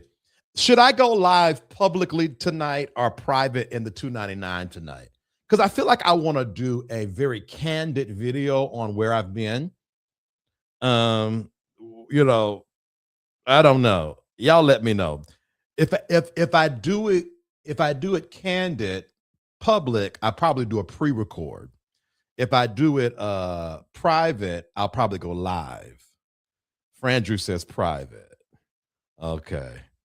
Mariah says private. Okay. All right. Okay. All right. So I'm gonna come private. Let me say, what about somewhere between 9:30 and 10 o'clock tonight? We're gonna be live in the private community. Let's have an old family talk fireside chat. I haven't spoke to you all in a while. Thank you all so much for your patience. You have always been patient. Let me say this, and I mean this. Dance to the beat of your own drum and let everybody else figure out the rest. And I mean that. It is important that you maintain your own rhythm. Everyone has a rhythm and you must maintain it. One of the beautiful things about melody, 3-part melody, 4-part, whatever, right, is that it's different note, but same key, right? And so you might be in one note and I might be in another note, but as long as we are in the same key, it makes a beautiful sound. And so do not compare or contrast. Do not size you up to anyone but you, and you will be successful, point blank, period.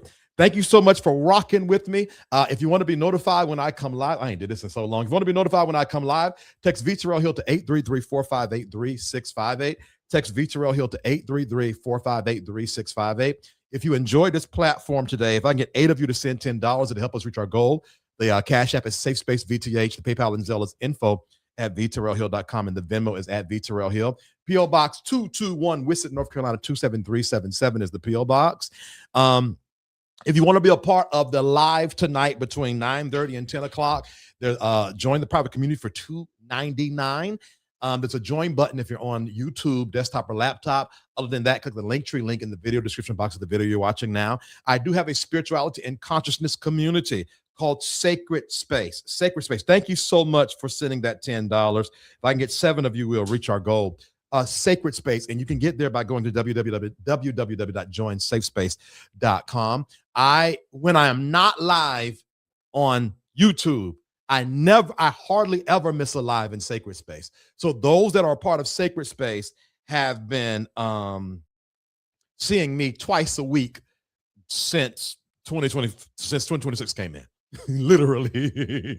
literally. So so just so you know, I do not go missing over there, but I am coming back on this side. Okay, I answer all emails, though slow. I do answer them. info@VTerrillHill.com. Okay, thank you so much. I can get 6 of you now, and we would have reached our goals. Man, I missed this. Hold on a second. This feels good. It's been so long. Do me a favor, like, share, subscribe, and comment. We are going places, and I appreciate you guys. Okay, I appreciate you guys a lot. Is that all my little thinky things? I think that's it. I am. Let me see. Thank you for supporting, AMAC. Thank you for supporting. Yes, more of this. Yes, ma'am, Miss Mariah LaRue. Yes, ma'am. No worries. We coming on around the bend. I want to say this for those of you guys that I started a 6-month program with individuals about 7 months ago.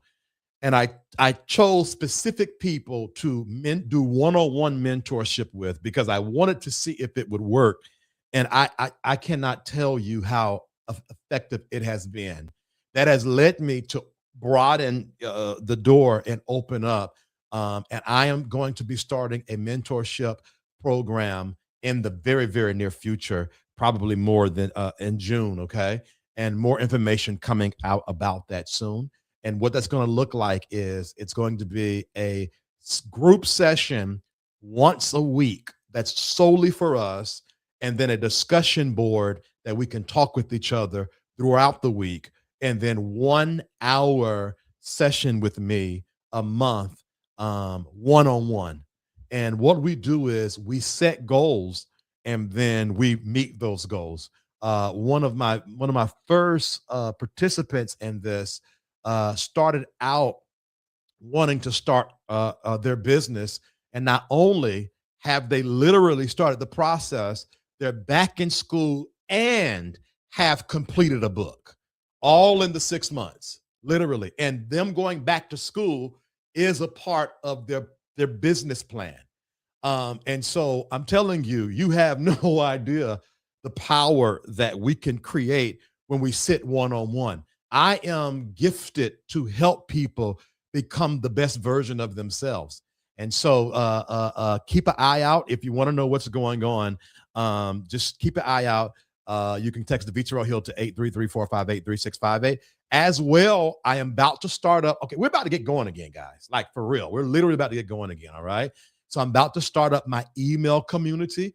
If you want to keep all things with VTerrillHill, then join my email community. It's absolutely free. I'm going to start putting out emails once, twice a week like used to. What we were before the great drop, we're going back to. So we're going back to, and I'm glad about that. So we are about to be a soul healing station that has a good time, do a little gossiping, but we're about to be a soul healing station over here and Safe Space Live and Safe Space TV. All right. If you feel displaced, if you feel like there is no one group for you to be in, this group is for you. We don't judge you. We're going to pick on you a little bit because that's what Black folks do. You know, you got to have a little tough skin, but nonetheless, welcome to Safe Space in advance. All right. Private community, $2.99 group. I will see y'all between 9:30 and 10 o'clock tonight. The rest of y'all, I'll see y'all when I see y'all. Y'all be all the way blessed. Bye. Hey, Basha.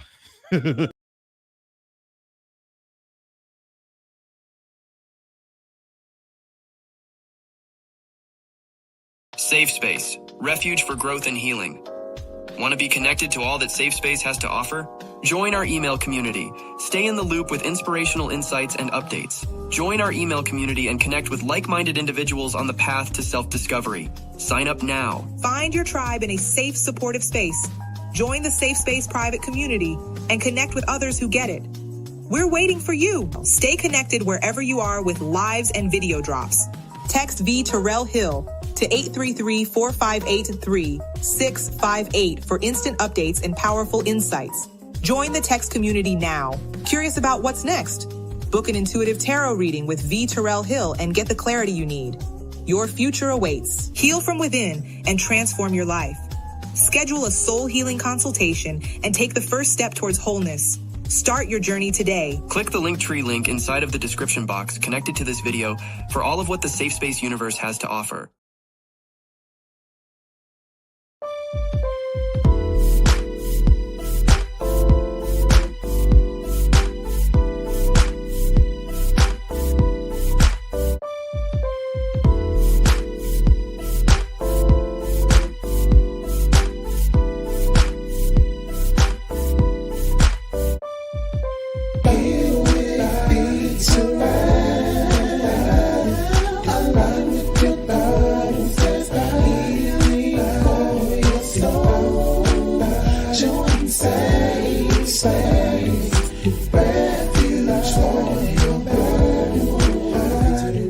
Safe space.